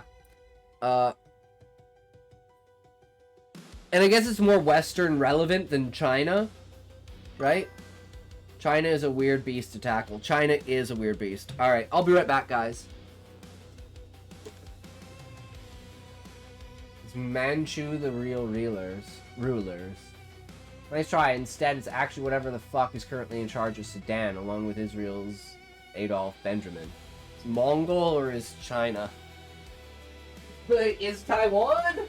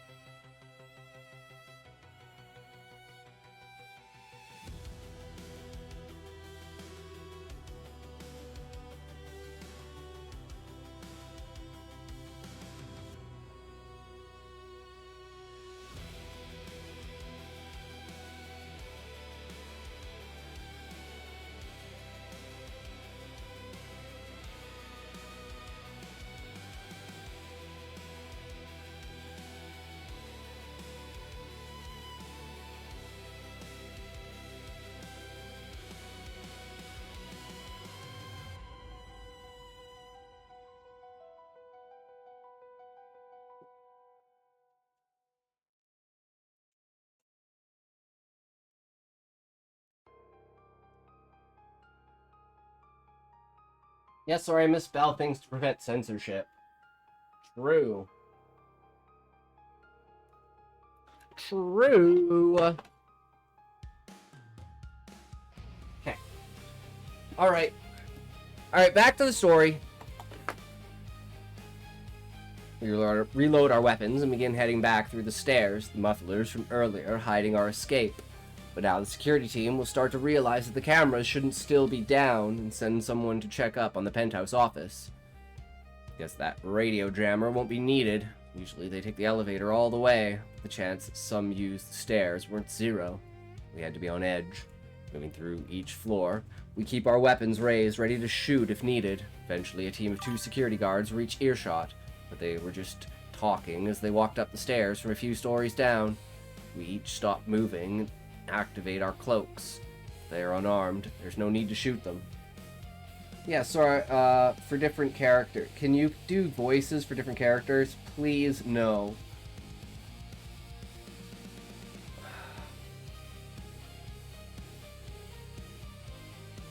It's...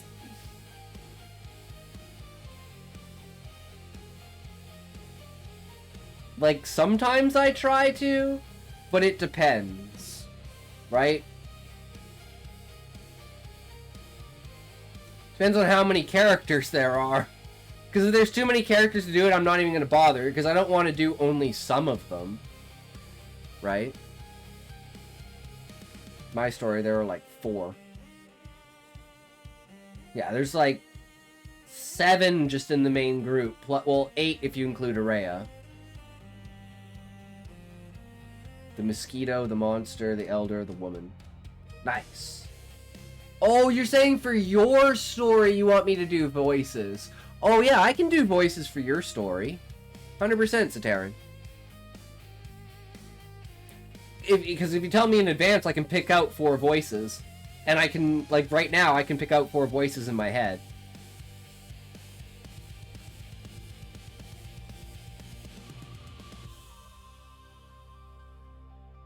Sure enough, they're just 2 normal security staff checking the stairs with a flashlight. They hug the walls and let them pass. Blonde-haired female guard looking back towards us before continuing onwards. Must have sensed us, but passed it off as something else. Yeah, that's it. Nothing complex. I just gotta eat after this. Because I've been waiting on my food for like an hour now. Once the coast is clear, we decloak and continue walking down the stairs into unmuffled territory. Near the guards above us audibly murmur after seeing the mufflers they call in to the others, letting them know that what they found. At this point, it's time to speed up our leave. We cloak back up and slowly open the door to whatever floor we're on, hoping that nobody is on that floor. Peeking our heads into the room, we see a lounge filled with people. None of them realize the door is jarred open. We slide out and close the door as silently as we can and walk to the corner of the lounge where nobody is. Once we're all decloaked, we sit down and get a board game from a nearby shelf, setting it up at the table to make it look like we've been playing for a bit now. We pick up the game from wherever we made it start, just waiting for guards to check the floor for any suspicious activity. Eventually, a few guards reach our floor and walk around the place, checking for anything suspicious. We continue playing as one guard walks over to us, in one hand on his radio and the other near his holster where his pistol is kept.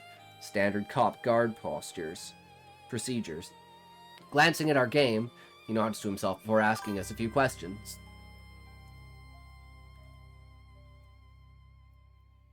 That was really smart.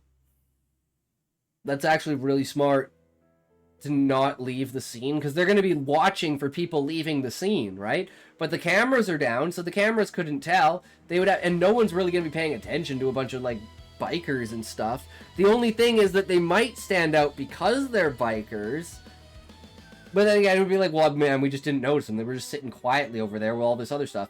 In my Mosquito, the story is the narrator. Jesus. In my story, Mosquito is the narrator. The monster is just supposed to be like a starving, almost dying thing. The elder, just an old version of Mosquito.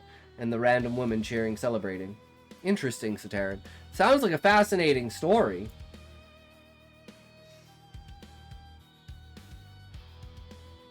Oh, cool. Suits. Kids having fun?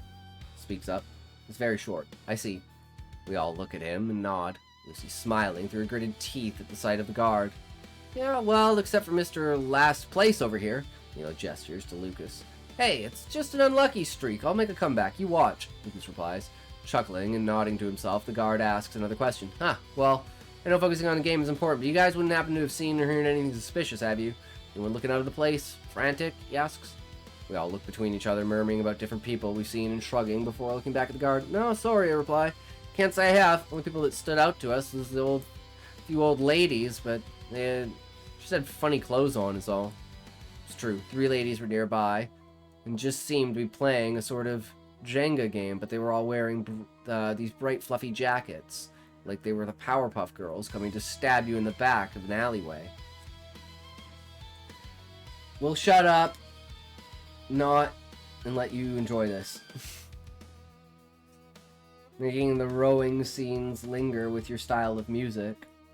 I see. Sounds about right. Right. Well, have fun at the game. Stay safe, kids, alright? He smiles before turning around and walking away.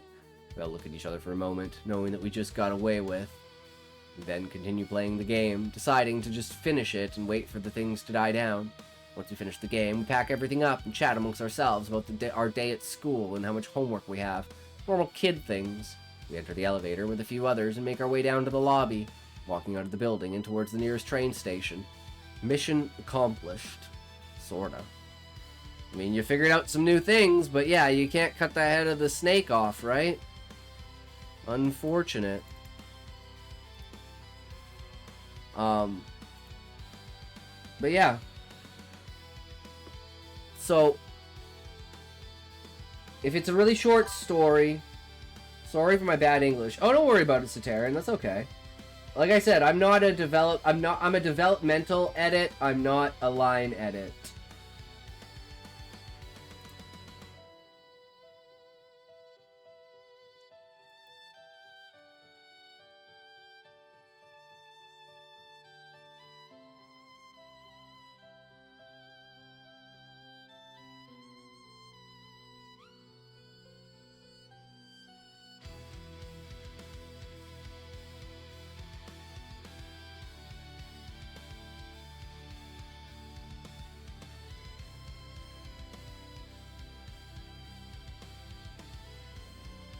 Alright, here we go. Oh, first of all, I don't know how you'll feel about Sky Chapter 5.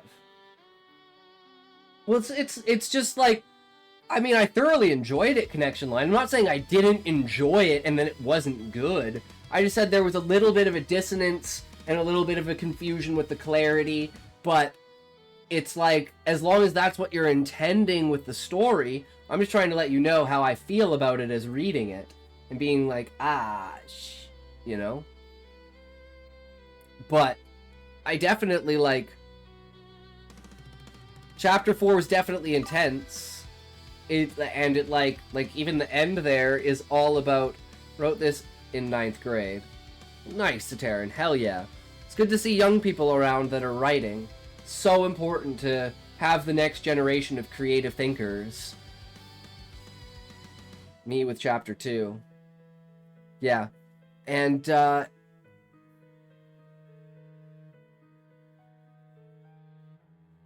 reveal was amazing. I'm so glad that Keyes is not a douchebag piece of shit, but it's like, I'm still, like,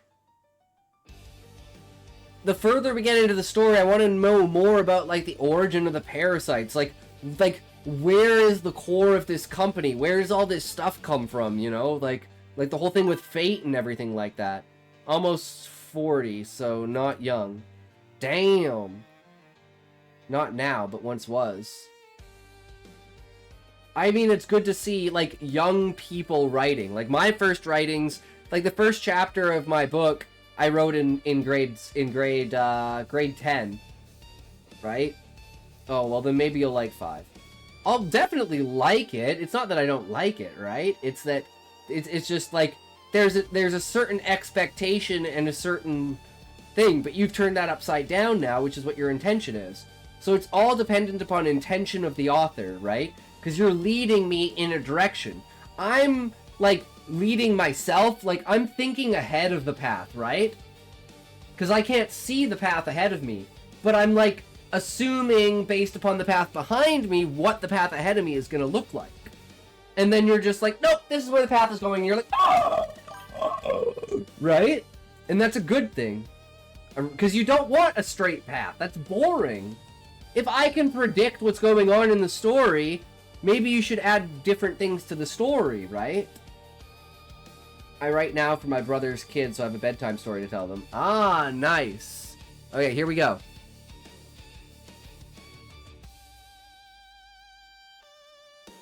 So have you heard the story of Mosquito? Mosquito was the greatest hunter of his tribe, but his tribe faced a problem. Each night, women and children would go missing, so the elders decided to send Mosquito out to find what was doing this. Mosquito was sent upriver to find the monster that was causing the women and children to go missing. And so Mosquito rode upstream, and he rode and rode, It is hard to row upstream, you know, so he rowed and rowed. After a long time, Mosquito was tired and ready to turn back, but he rowed and rowed. Finally, Mosquito found a cave and gathered himself and walked towards it. "Come forth, monster! Come forth!" Mosquito yelled this over and over, and then a sound came from the cave. "What does thee want from me?" roared coming from the cave. Without a second's thought, Mosquito readied his spear and launched it at the monster. The spear struck the monster in the eye, and as it lay dying in the sand, its black blood running into the river, it said, "I curse thee, Mosquito, I curse thee." Over and over it said this. Mosquito sailed home downstream. It went a lot faster. He was no longer the tribe's greatest hunter, but the tribe's greatest warrior. Once back in the tribes, a great party was held with lots of food and celebration. But that night, more women and children went missing. The end. Oh shit! That was fucking epic. I love that shit.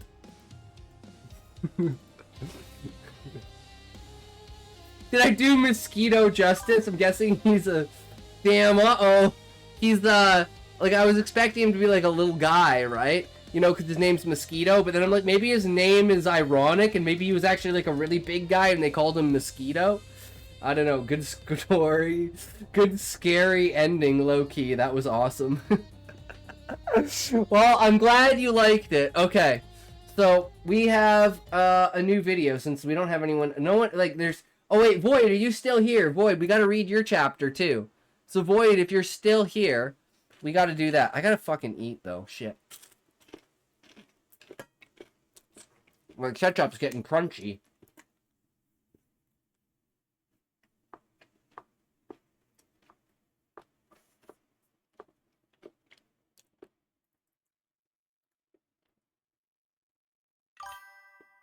Plus the talk, you have to read my dying love confessions I have for you. True. True, connection line. 12,000 pages long. Damn. You want to know why mosquito people still had women and children go missing? Because it was Mosquito that was the monster?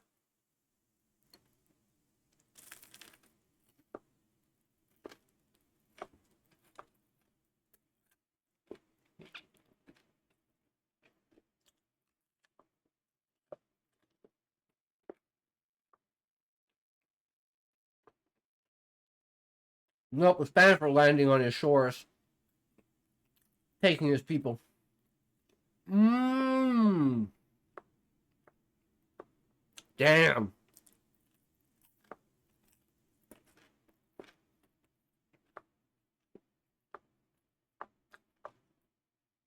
Well, I don't know if the way he's here, but I gotta eat. So we're gonna watch this Kyle Hill. When you don't drop and run. Cobalt 60 accidents. Yeah. Don't fuck around with radioactive material. You know why I got the scar? Taxes. Ah, reason. Funny.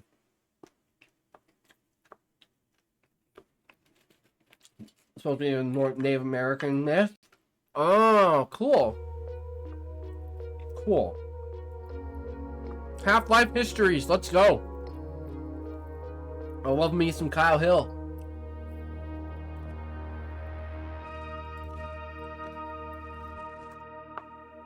There is only one naturally occurring isotope of the element cobalt, cobalt-59. Nice, it's not radioactive, but it can be made to be. If placed inside a nuclear reactor, the metal captures neutrons and is transmuted into something much more famous and much more radioactive, cobalt-60.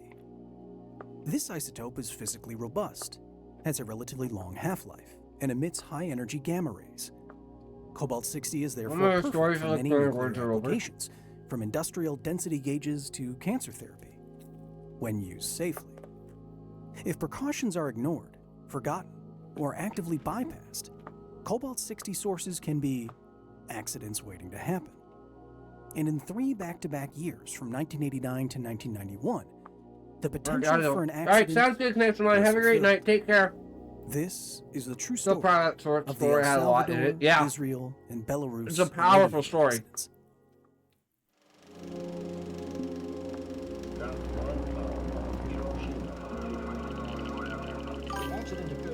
We're finished chapter 4 and I'm forced to finish chapter 5. True. Closer we get to it, the closer you have to be to finishing it. We don't have to wait How to do you read it. keep food safe without putting chemicals on it? How do you sterilize medical equipment without touching it? That's where commercial irradiators come in.